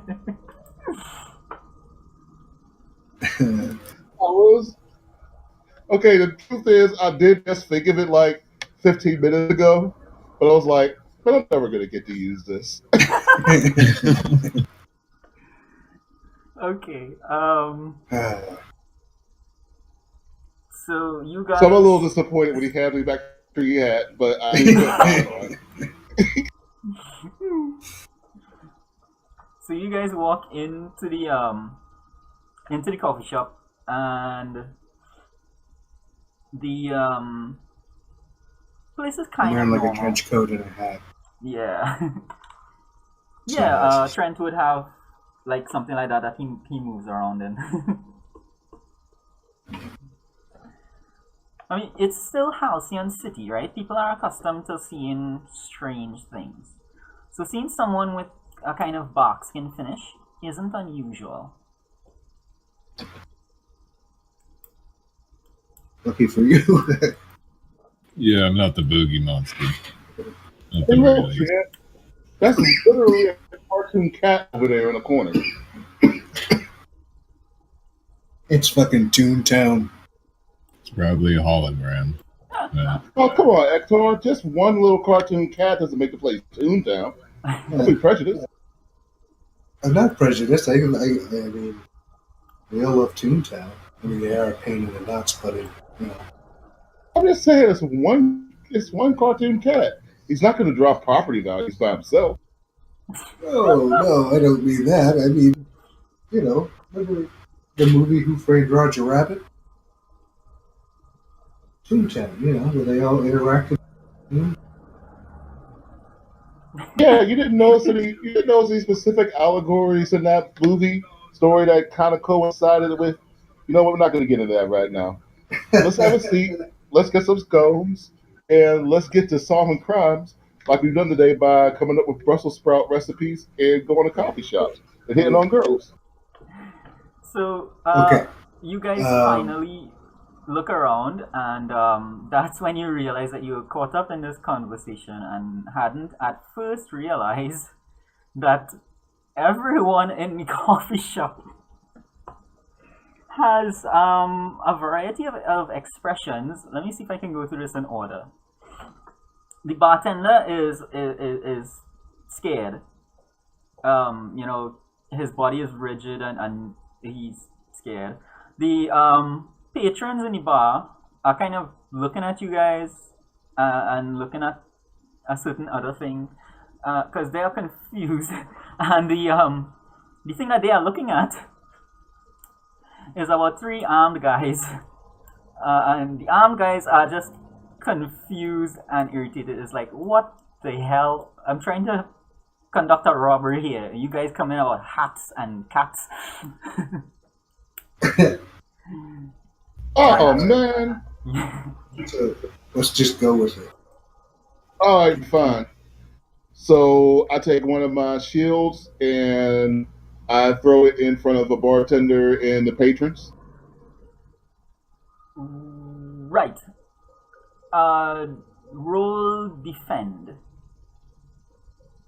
All right, what is the defend? Is it just 2d6? No. So in the So your rolls will say underneath them what they do. Save I roll. see it. I got it. Mhm.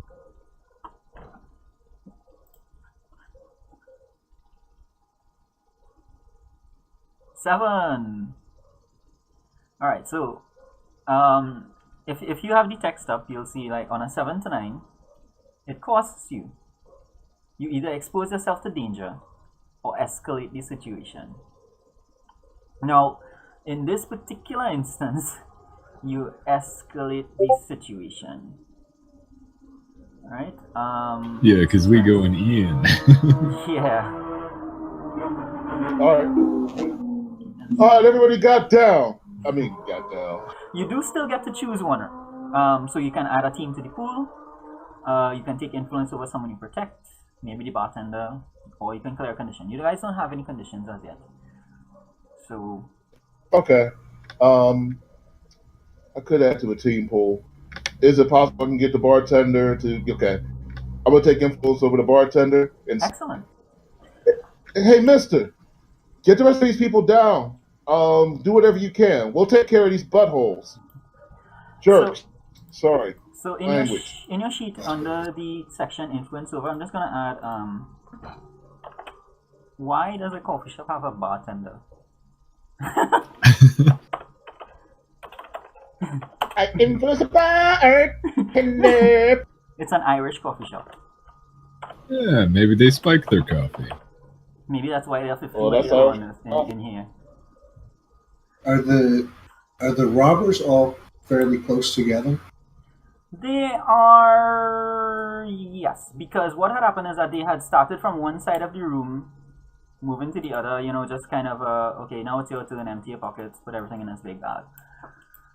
So, you escalate And the how situation. many because robbers are there, by the way? Oh, sorry?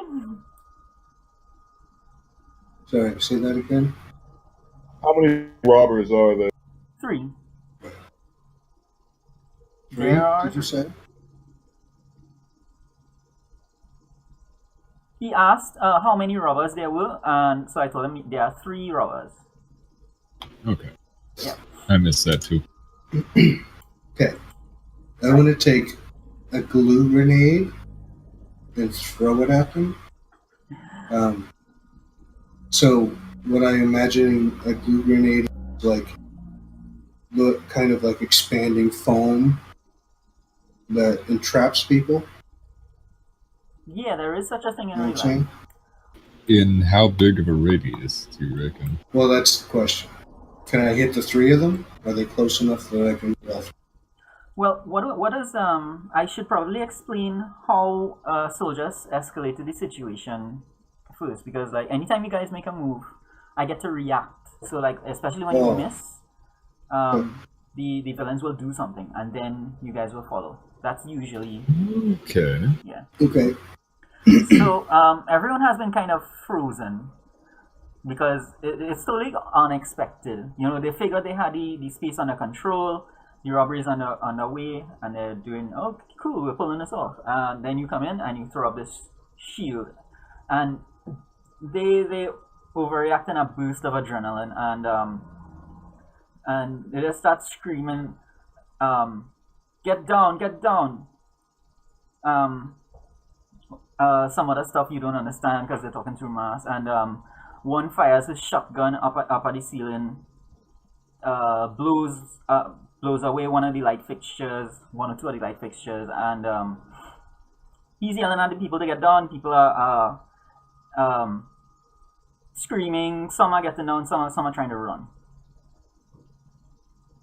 The customers are trying to run. Yeah, like some are trying to get away from them. Some are trying to get out of the line of fire. Everybody's screaming. So like there's movement of civilians in your space. I just wanted you to be aware of that. In our space, like they're flowing towards us and out the door. They are. Nobody wants to get up and run for the door because then their backs would be to you guys and the robbers. So 1 or 2 have run out, but there's still like about, I don't know, let's say 12 in the coffee shop that are, you know, they don't have a direct line to the door, but they're still scrambling about trying to get away from the robbers. Nobody's too sure if they should be standing near you guys either.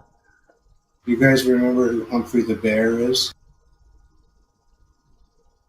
Remember that bear used to get confused and just kind of run back and forth? Cartoon. Yeah. I'm not familiar with it, but okay. Oh, anyway. It would have been funny if you were familiar with it. Yeah. So they're just kind of milling around trying to stay low and out of the way of bullets? Yeah. Alright, so I call my shield back and I hold it, move it far enough to hopefully give people a place they can run and use as cover for them to get out if they so choose. Alright, so what are you other 2 guys doing? I'm gonna glue bomb those motherfuckers. Alright, cool. And just so I know, like, how to order this, what is Trent doing?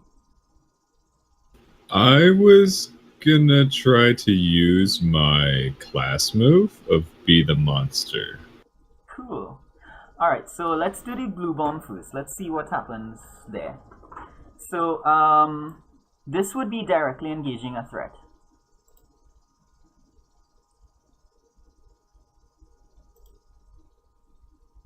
For throwing a glue gun at them. Yeah. Oh, you guys are doing well. It's only when you guys miss that I get to do something. Which is why you guys don't have conditions. I have a condition. Yeah. Also, to be fair, I was not looking to impose conditions in the first session. The first 2 sessions were like you guys were going with training wheels, basically.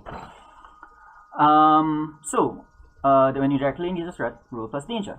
On a hit, trade blows. On a 7 to 9, you pick 1. So here's how this works. On a 7 to 9, you get to pick one of those things because you are going to trade blows with them, which means that you are going to throw your thing at them and they are going to get a chance to at least try to hit you back or do something else. So you can choose to resist or avoid their blows. You can take something from them, or you can create an opportunity for your allies, or you can impress, surprise, or frighten the opposition.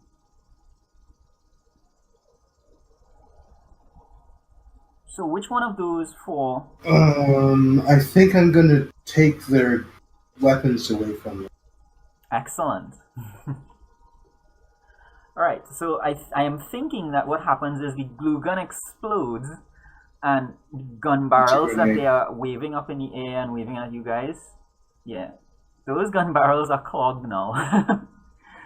Well, Yeah. I can change it slightly instead and do webs because I have web shooters, Yeah. right? Yeah, I you had mean, mentioned that before. it doesn't matter, but if it's gonna, I guess it would be easier to write off getting the weapons with web shooters than something exploding. Either or. I mean, It's up to you. I mean, I'm just. Well, at this Probably particular shouldn't have point, I think it kind of works where the weapons are useless because I don't see you wielding lethal weapons.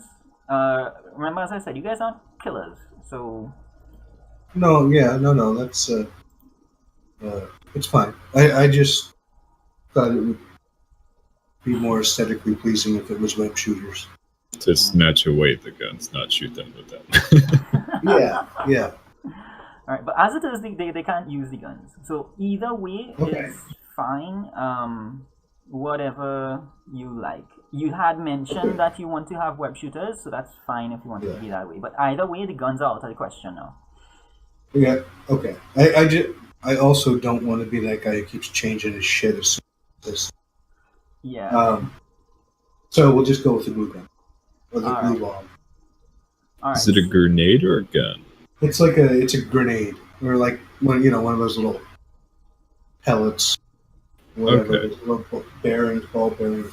Yeah. So you toss it, it goes off, but they get a shot on you because you have to trade blows? Well, they would not be using a gun. Yeah, I was hoping that they wouldn't be able to shoot back at. Yeah, they will not be using a gun. Trade blows. You see, Onyx's shield is there. So I'm just checking to see if there's a way they can actually attack you guys. But they can't. So what they will do instead... No. You didn't miss, so I can't really do anything to you. Yeah, so what they will do instead is that they will take a hostage. Right? Because they are scared now. So But they don't have weapons. Yeah, so they take a hostage. So they don't have guns, but they take a hostage. Yeah, it's like a waitress or something. So hold her about the neck and hold her in front of one of them. Just holds her about the neck and holds her in front of him, and it's like don't do anything or we'll snap her neck. That kind of thing. Oh, damsel. But you said you were going to do something as well. Yeah. So I guess it's my turn. Situational bonus or penalty? I will give you. Let's leave it at a level playing field for now. I want to see if anything happens here. Okay. Oh shit! That's a max.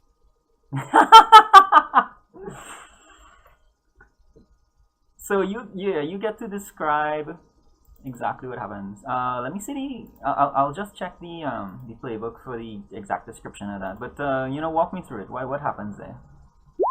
There's the description. I'm just copy and pasting stuff. Thank you.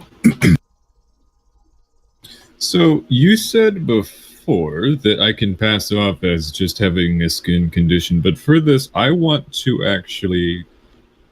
You have full control over that in the sense that when you use your powers, you can grow in size. You can grow branches out of yourself. You can shoot vines, just like Bulbasaur does. You can release razor leaves. It's pretty much plant affinity is a pretty powerful ability to have. Okay, so I want to go full Hulk mode and just completely change my form from just a guy with a skin condition to a very angry looking evil fucking tree. Yeah. I want to extend vines out towards them, swell in size 3 times a normal person, and just try to scare the shit out of them. Yeah. I want them to drop the girl and run out of the building. All right, that works really well for me. Is there anything in particular you say to them? Just for flavor? Hurry up and leave. You should run. Run or die, bitches! They have no argument with that whatsoever. And they don't just drop the girl, they push her out of the way to just run beeline for the door. One of them ends up running straight into you and knocks himself out on your bark skin. The other one gets tangled up in one of the chairs and tries to get to his feet fast. They all kind of scramble around a little bit, and as they head out the door, they are met with about 3 heavy punches that drop them to the ground. Can you say that again? 3 what? Punches. From who? And you guys Good are question. you guys are out of combat time. Oh, sorry. I thought you said it and you cut it out. Yeah, 3 punches from who? Who punched him? You guys. So you guys Wait, stop. Who punched him? I'm getting to that. That's what we'll get to. So you guys finish the fight. Your shields, you retract your shields. You know what, guys? I was good and all, but a little disappointed. Yeah. Did you... In I their thought you did pretty performance? good. No, man. It's just you hit guys with the sticky bomb, right? Yeah. But no, you guys just found yourself in a sticky situation. Yeah. No, cover up your guns. No, put a hat on it. Nothing. And Trent, you should run. Why not next time make like a tree and leave. Oh God! So you guys Run, Forrest. yeah, run Forrest. Yeah. Oh, Yeah, see, that's man. what I'm talking about right there. Oh, God. I think that goes in the box with the fucking tree hats. Yeah. So you guys power down a little bit to look around, and you see in the doorway is a man. You know, it's a guy. He's in an old coat. He looks pretty brawny, like a really strong person. No costume or anything, just looks like a guy. Um, and do a normally I would ask this from Mike. Should I have you guys do this? Yeah. Is this Peneus? No, this is not Phineas. Michael Ektal would recognize his dad. This is someone else. But he's definitely got the communicator. Yes, he does have the communicator. Give me a move called PS the Mask. So mundane.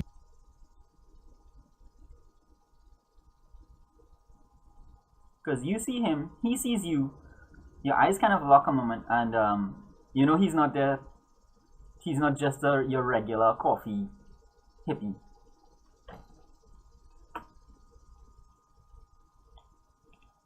Did you just say regular coffee hippie? I may have. I am offended. I did not. And I will be consider right that. back for coffee. That reminds You me. guys keep hitting your rolls, man. Damn. So 3 people come in, did you say, or No, it's am I just this making one that guy. up? Just one guy? Okay. All And do I right. recognize him? So yeah. So PS the Mask is something you use when you're trying to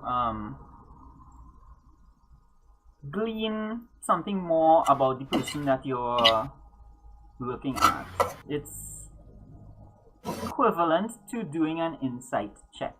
But I have promised myself I'll stop making comparisons to D&D because I realize that you guys are trying to play this like D&D and it's really different.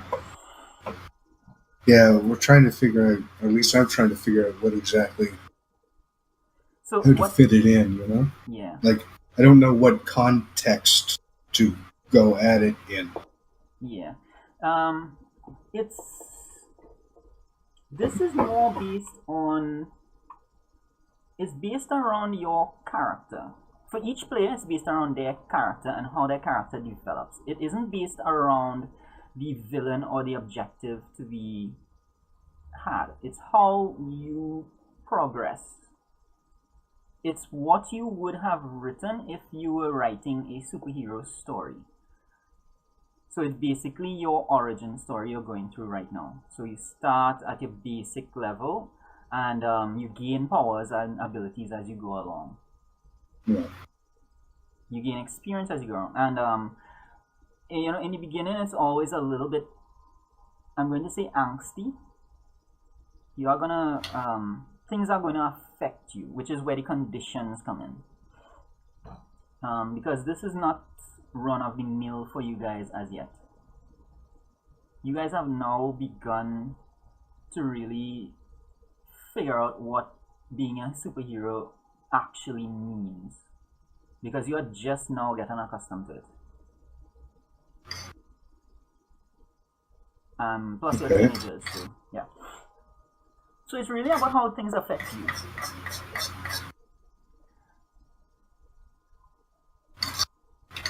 Yeah. So we're trying to be more emo. Is that kind of the idea? Or like, I should say, like angsty, like teenagers? I have not really imposed a lot of that yet on you guys, because I kind of had to get the story to a certain place.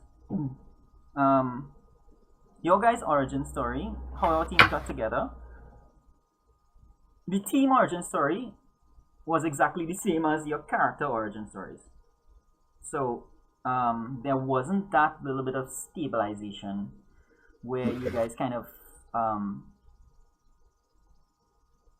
have like a grip on where you are in the world.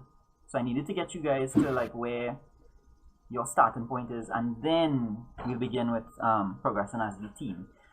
So that's why the first two sessions were kind of about establishing what is going on with each character.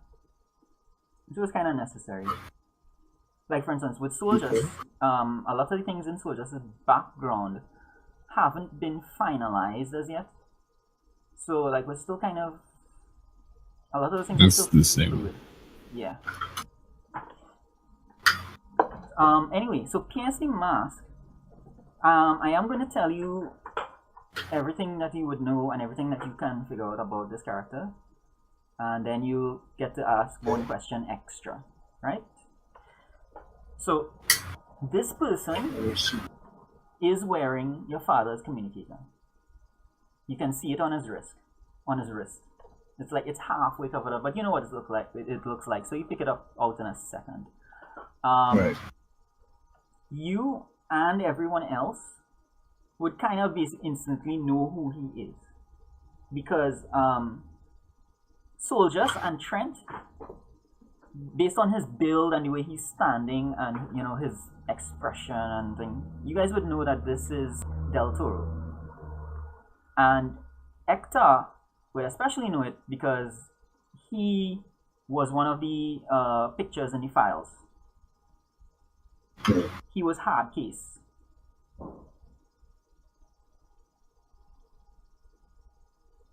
So,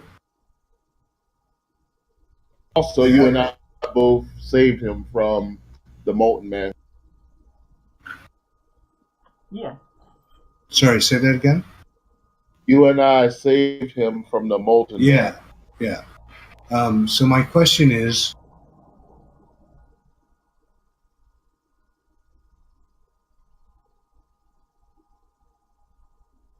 what are you really planning?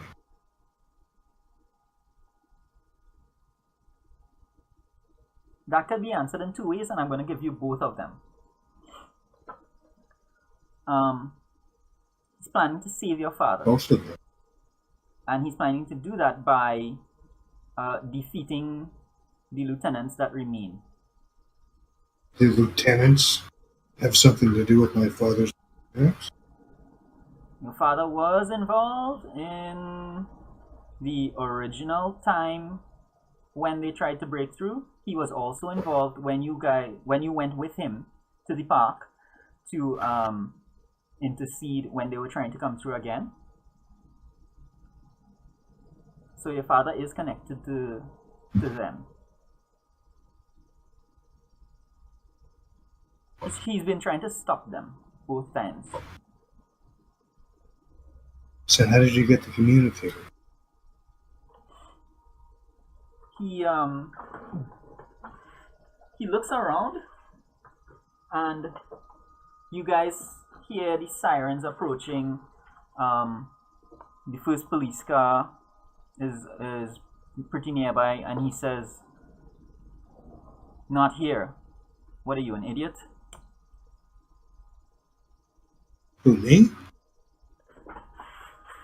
If you want to I talk, guess that. we'll have to do it somewhere else, somewhere safe.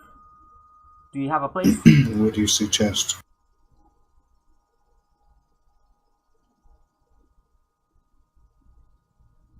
He's looking at you and he says, Phineas's kid, right? Listen, sir. I understand what you are. I understand what you've done for the city. But I don't appreciate you calling my friend here an idiot. You know who his father is, and you know how well he's trained him. You want to find someplace quiet? We can find it. But with all due respect, don't disrespect us. He's going to look at you and he's going to say, "Listen, kid, I don't know if you think you're just having fun playing with toys here or what, but I've been doing this way longer than you have. I I've think been I just saving. did your job for you. I've been saving Well, this sir, city. regardless of what I Yeah. think, what I know is the last time we met, I was tearing a molten man off of your butt. It's true. We I didn't did ask for a thank save. you then, and I'm not asking for a thank you right now. All I'm asking for is for some common courtesy. And he Is says, "You that too see much to that?" ask, sir? He says, "You see that right there? That's what's wrong with your generation. You think we do this Yeah. for thanks and courtesy? We don't. Being a superhero, you don't know the half of what that means. So what he's doing here is he's trying to tell you how the world works and what your place in it is, which is a thing that adults and people with influence over you will generally do. So you see in the list of moves there's something called rejecting influence. This is something you will come So across. he's saying right now that being not rude to each other and not being an asshole is the wrong thing. He wants me to believe that I should be an asshole and talk down to people like pricks. No, he's saying that it's not a priority. Okay, what is happening here is a move. All right. The flavor of the move is kind of open to the narrative and whatever it is. It's not the specific thing. The idea is that anytime anyone tries to tell you how the world really works, like they try to tell you, try to lecture you basically, that is a move. Because you now have to choose whether you want to accept what they say or whether you want to resist it. So when is telling you how the world works and your place in it, he does that by trying to shift your labels. So like in this case, he's saying that you should be more savior and less mundane. You are here to be a superhero. You have a certain job to do. The niceties of civilian life, you don't have that luxury. That's basically what he's saying. So the shift he's trying to impose on you, which is what happens when someone tells you how the world works, they are trying to impose a shift on you. He's trying to raise your savior and lower your mundane. So you can accept. Well, my savior's already at 3, so he's trying to put a condition on me. Yeah. I don't know. Do we just roll 2 die 6? Yeah, Is that that's one? one. Okay. Well, sir, you're telling me this world's about me thinking I'm better than people? You're telling me this world's about me going around acting like everyone else is beneath me? I happen to be in the same city that my mother stood guardian over. And we help people by teaching them and showing them how to get themselves up off the ground. And sure, I'm always going to be here to protect them, but I'm not above them. I am one of them. I am of them.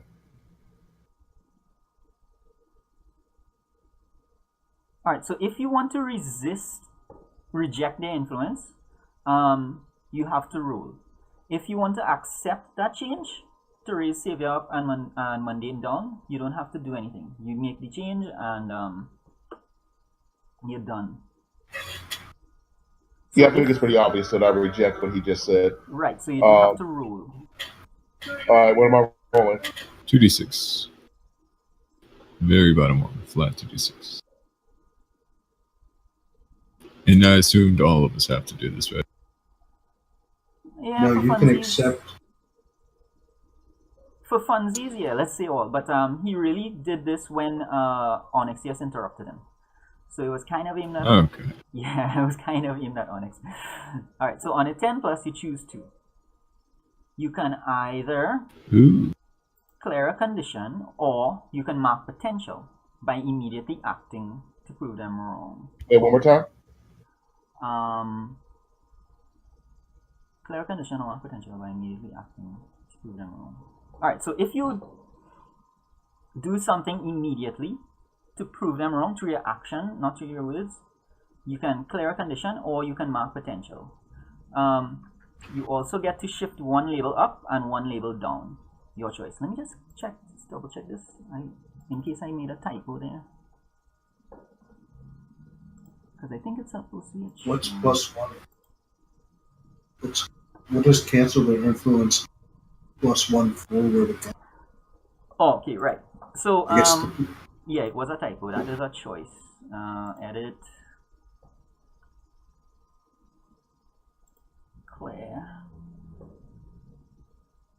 Shift that. Save changes. Right, so on a 10 you choose 2 from these 3 options here. It's in the move list under rejecting influence. You see it? Okay, now it's no. Oh wait, what Trent just put up? Yep. Anytime we do a move, all the moves, especially the basic moves, are in the handouts. They're all there with the proper text and everything. I just used that. I have a second tab up. Yeah, well, these come from that. It's the same exact text. So I put them there just for convenience. So I always remind you guys that it's there, but you could probably just get used to knowing that it's there. Right. So, what action could we take to prove him wrong in this context? I mean, I just made that speech and said I stand with these people. I would say with that same speech, I asked those people to stand up with me. So I put my hands out to have them stand with me. No, well, that's just one of the choices, you know. You can do other things as well.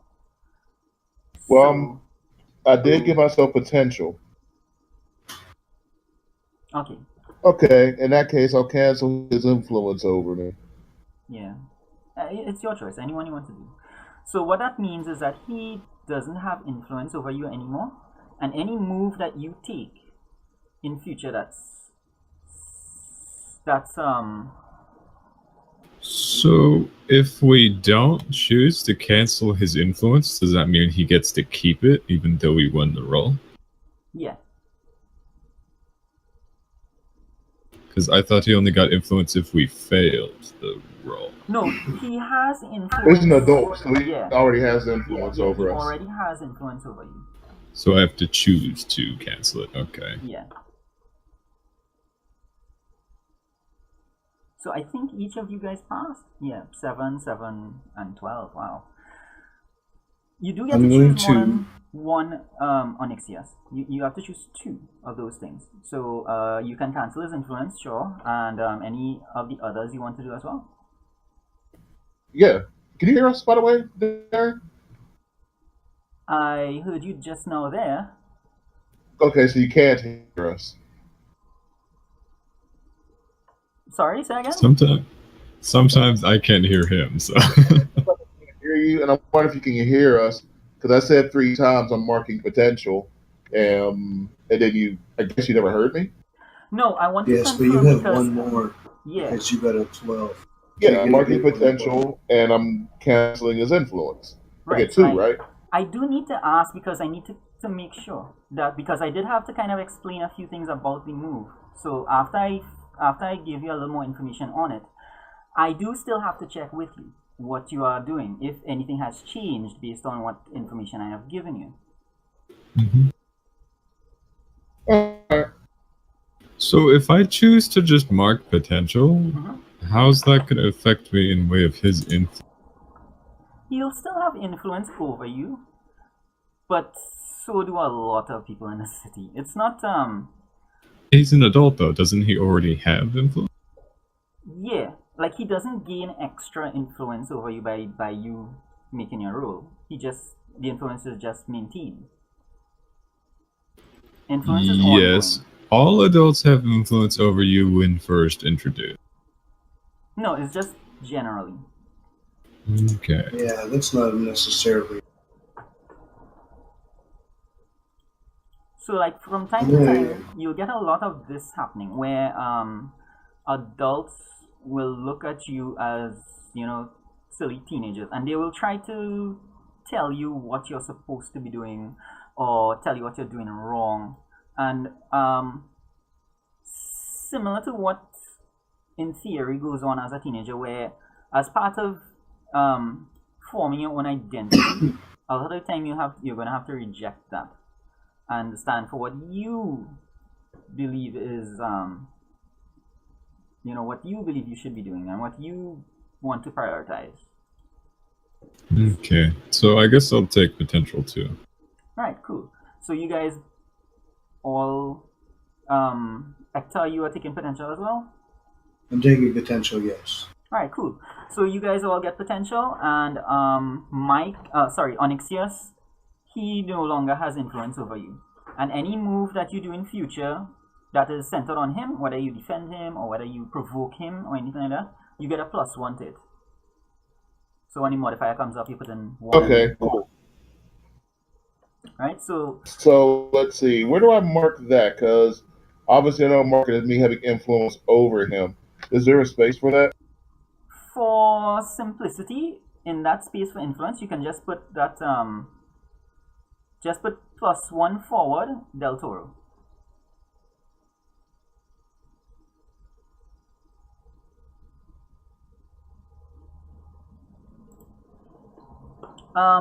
Because this is because of the particular situation where police are coming and that kind of thing. The speech and standing up to him out loud in front of a crowd counts for me as acting immediately. So All right, Mr. Del Toro, let's find someplace quiet. right, so the point he was trying to get at initially towards Hector is that he was saying that Hector should always have like an automatic fallback position. Basic military strategy. So it's like when he was a little annoyed that he had to stop and think. Think about what? I try not to think. Think about where you fall back to when shit goes down, when shit goes wrong.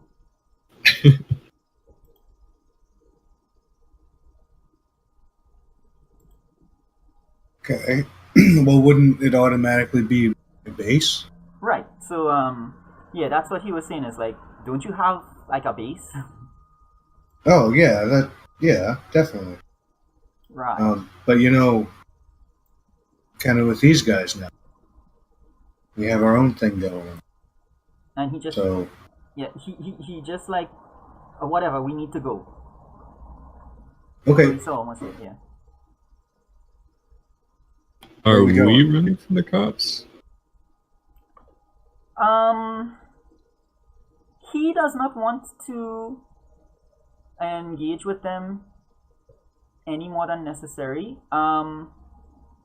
As superheroes, you guys are in a bit of a legal gray area. I don't know if you guys remember when I was explaining to you in the first session 0, that you guys are not hunted. You are not. Yeah, and they don't want us to. Okay. Yeah. I remember. So, you guys kind of vacate before the police fully arrive on scene, late as usual. Where do you go? We want to take this guy to our base. I don't want to take him back to my base. I think. Yeah, sure. Let's take him back to the gym. Yeah, the gym. That's Okay. But this guy could use some Brussels sprouts. Cool. Out of character, I honestly think we should go to this Brussels sprout. Yeah, so you guys are back at the gym. What happens from there? I had him some Brussels sprouts with several of our new sauces to see which one we're going to go with. Wow, you having him taste those? I So, on a scale of 1 through 7, how many times a day would you drink this juice?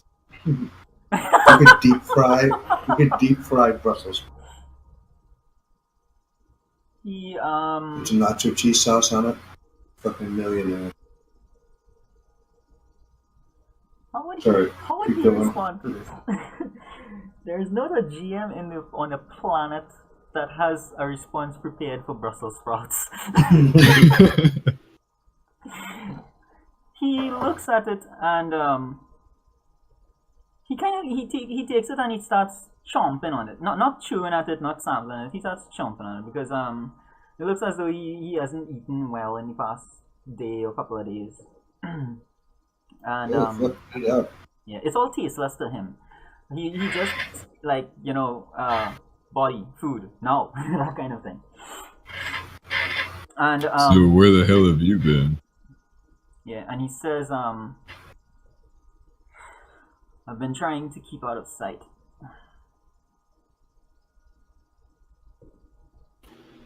Who are you hiding from? Or is it just your general idiot? Sorry, I'm so pretty sad.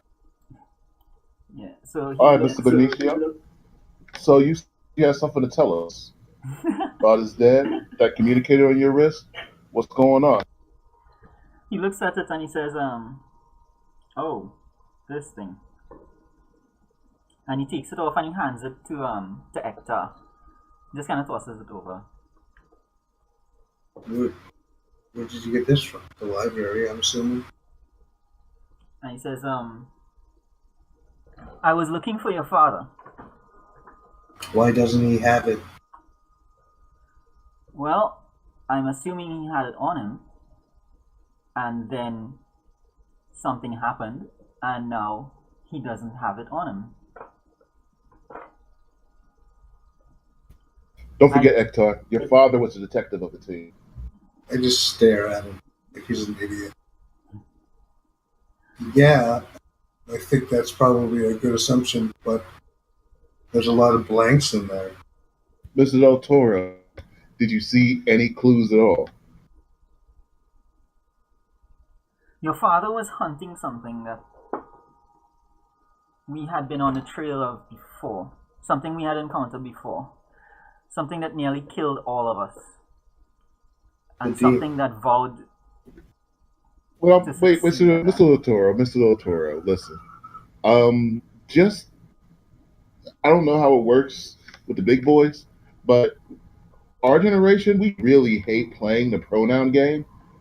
So if it's saying who, what, when, where, why, and how, you could, like, insert some names, please?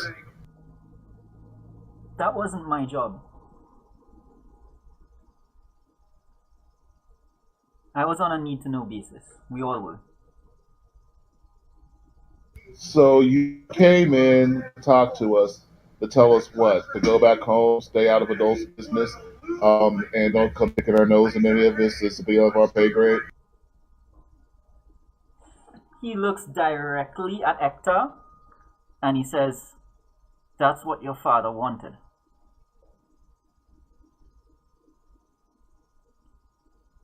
Wanted? After we came back from that horrible mission in Wanted. wanted. The name of the reservation you gave me was Mojave. So just confirming that with you, right? Sure. We can actually get a fake name since we needed to be closer. So instead of Mojave, we'll name it Moravi with an R. Mojave. Let me change that. Right. So he says after that mission in Mojave, we came away with our lives. I wasn't ready to back down. And neither was your father, but something changed. He had you. Hold on, you said he was wanted, right? Hunted. Oh, haunted. Never mind. Then disregard this. I was hearing a W. Disregard Yeah. this video. I just put No. up, 'cause He said that that's what your father wanted. Okay, Oh, cool. So in that case, my video does fit. Okay, cool. you were totally cutting out. Yeah. Yeah. I don't know. I said in that case, my video totally fits. Cool. No, Darren, not you. I hear you just fine. Alright, so let me just voice and video. Alright, so I've adjusted some So, settings there. So continue. you should... So can we review for a sec? What did he want? Okay, Onyxius said, was saying that how he was saying it very sarcastically that you so what, you guys should just stay home and stay out of right. everybody's business, stay out of the big Yeah, woods. yeah. And his response was, So, well, he looks at you and he why- says, that's what your father wanted. why? Why does he want that? Why can't we? He says, because we, those of us that remained, those of us that came back from that mission, we're still being hunted.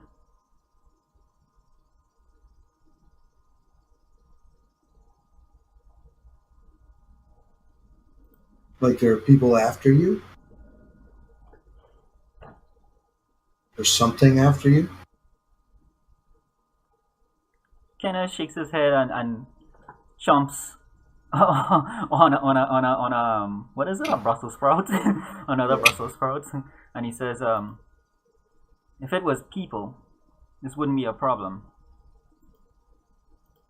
It's definitely something else.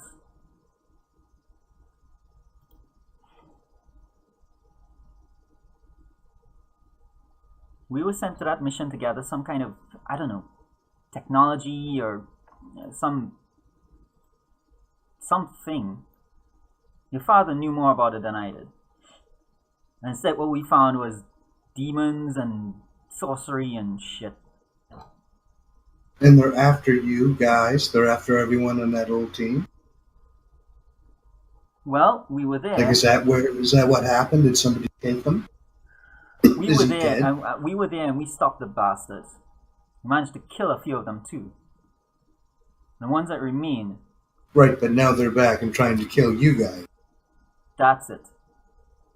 So, Took you long enough. and you don't want any help when you seem to be the only one left, gorging yourself on fucking Brussels sprouts because you haven't eaten for a week, and fucking you expect you're trying to inspire us with confidence in this. So just to find out from you, is there anything in particular, because this feels to me like you're trying to provoke him, This is which is a move. So if you look at that move, you can make use of this in this. You can make use of that in this situation if you see an opening for it. Do it, totally. I hand him a napkin and a glass of water, also a glass of Brussels sprout juice, just because I have a feeling he's about to talk with his mouth full. I'm not saying I'm going to do this. I just want to see what it is. Yeah. Oh, didn't come up. Okay. Yeah, it's in the handout, so you guys can just click on it and open it at will. Handouts. Each move is separate, so like you don't have to scroll through stuff. Well, I wasn't so much trying to provoke him as No, it's bait. You can have him do whatever you want, like tell you other stuff. Yeah. okay. Let me see what.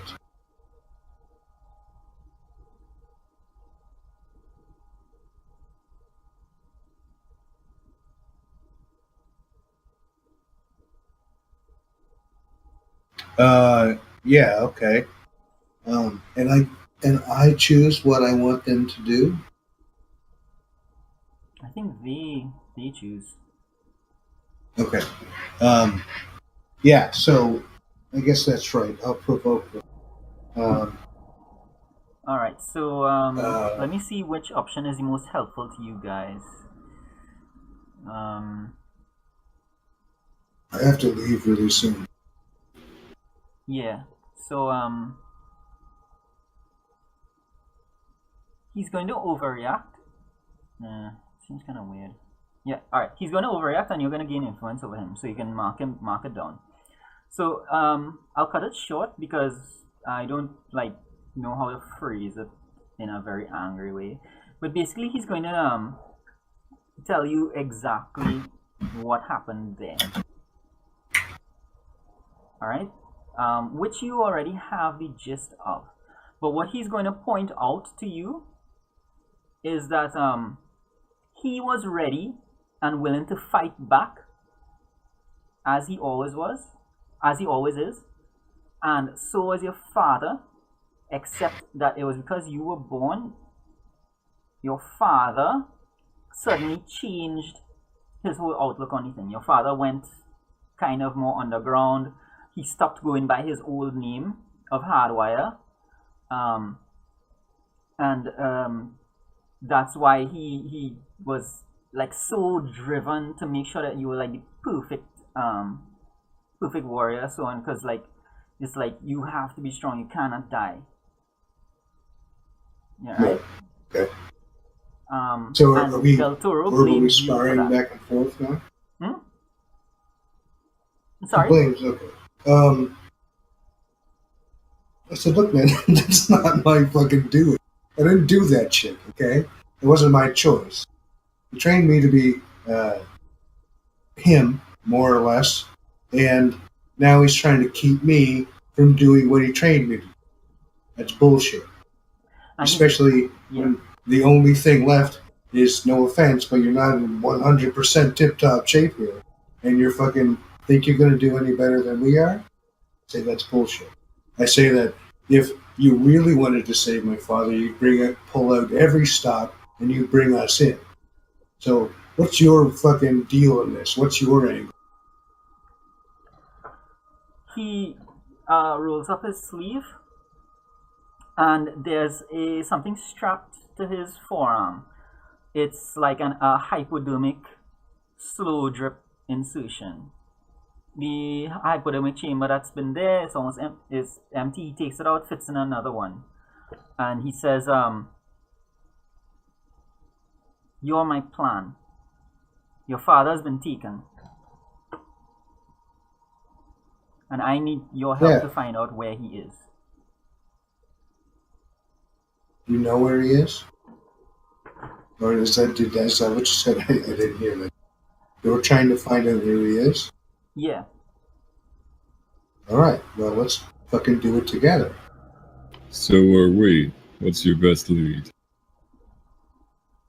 And he says to you, we need to find Malice. Sorry, he says to you, we need to find Malice. And I think we can stop there for tonight. Okay. That's a good spot to leave it. Yeah. So, yeah. So we'll just do the end of team moves really quickly. And you guys would be familiar with it by now. Did you grow closer to the team? Do you feel closer to the team? Do you feel like you grew into your image of yourself, or do you feel you grew away from the team?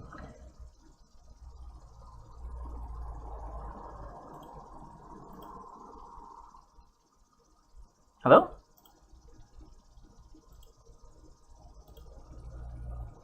We might be able to Yes. like actually do something with. I'm thinking like if we need to go undercover, we could have like a Brussels, like the ice cream bikes. Oh, God. We could have like a Brussels sprout thing and like be fucking undercover. Exactly. Go to Brussels sprout conventions. Yeah. You guys have I mean, you guys have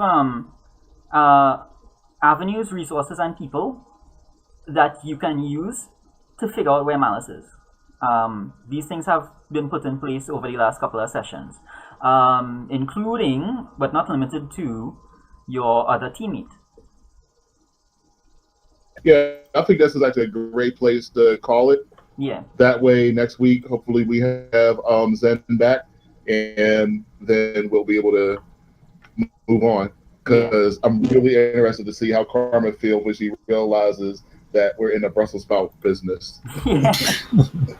All right, so the last thing is the end of team moves, which you guys will be familiar with over the past couple of sessions. Is do you feel like you grew closer to the team? Do you feel like you grew into your own image of yourself, or do you feel like you grew a little bit away from the team? I think we definitely, or at least I definitely, I don't know if that cut out. I definitely became closer to the team, I think, with the Brussels sprout business and all that kind of That's a real team bonding experience. All three of us just went into business together. There was no other option. That's right. Yeah, this is absolute. Alright, so you each have to choose which person on your team made you feel that way, and you have a little tit for tat there. So let's Ekta, which one in particular would you say made you most feel closer to the team?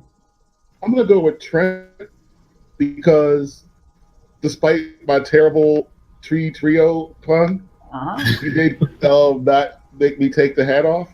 Yeah. So he let me stand next to him and be seen by people while wearing the tree hat. Wow. Alright, so Trent, do you have influence over Mike? I have influence over everybody. Alright, so since you already have influence over Onyx, you get to shift his labels any way you want. So based on the session, it's in accordance with how you see him. Was he more of one thing and less of another?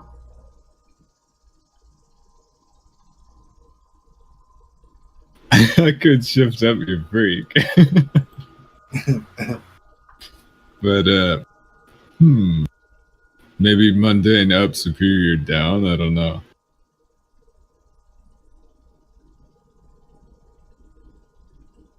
You can shift whatever you want. I'm just curious as to like why, just personal curiosity. Why do you think mundane?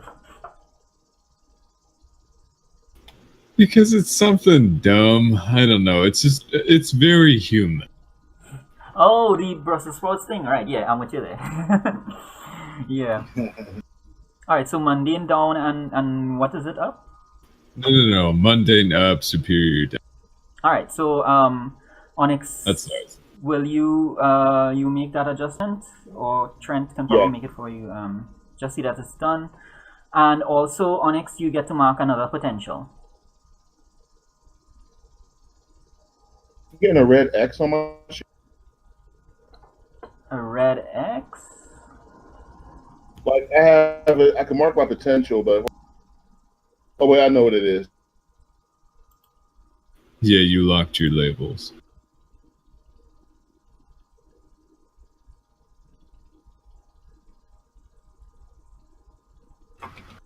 Wasn't it already a one?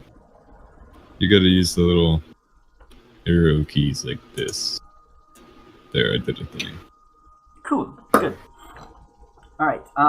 So next is Ekta. You said closer to the team. Yes. Is there anyone in particular? I would say it's probably Mike. Cool. So does Mike have influence over you? Just no wait. Do you have influence over Mike? No, right. Yeah. Does Mike have? Sorry. Blah, blah, blah. Does Onyxius have influence over Ekta?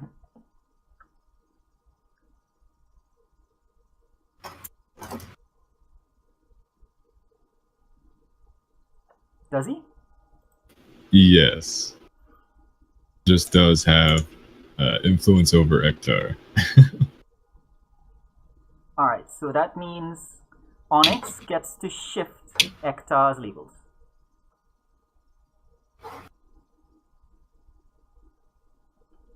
So let me see. I like the way he did that one situation with the glue gun. So part of me wants to raise his danger. Like I definitely want to raise his danger. Trying to figure out what comes down though.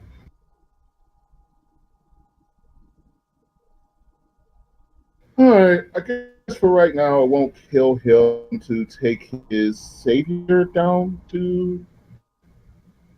Because. Well, no. Let me see.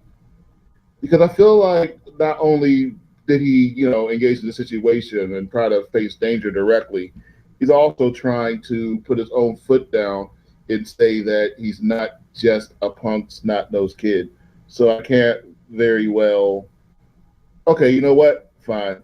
I'm gonna raise his danger up and put his mundane down. So you see him as more of a weapon and less of a tool.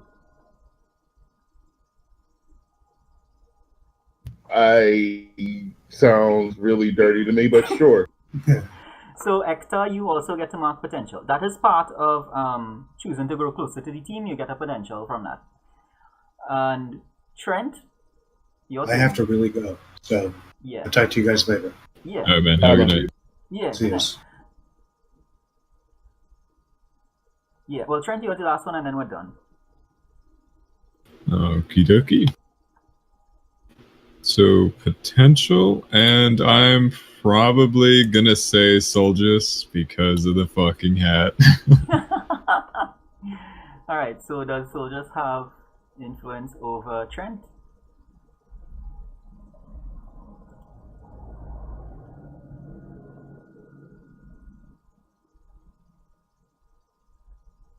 I did not. Okay. So you gain influence now, and Trent marks potential. And nothing. All right. Wait, we mark potential again, or I mark potential again? Or we each just mark it to one time? Trent does. I do? Oh, okay. As part of So- choosing grow closer to the team, you mark potential and then you give influence to someone. This will be in the handout labeled peripheral moves. You'll see the start of session moves, you'll see the end of session, you'll see team mechanics, you'll see some information about Okay. conditions, that kind of thing. Yeah, I see it. Okay. One of these, right, so yeah, so that will conclude our session for today.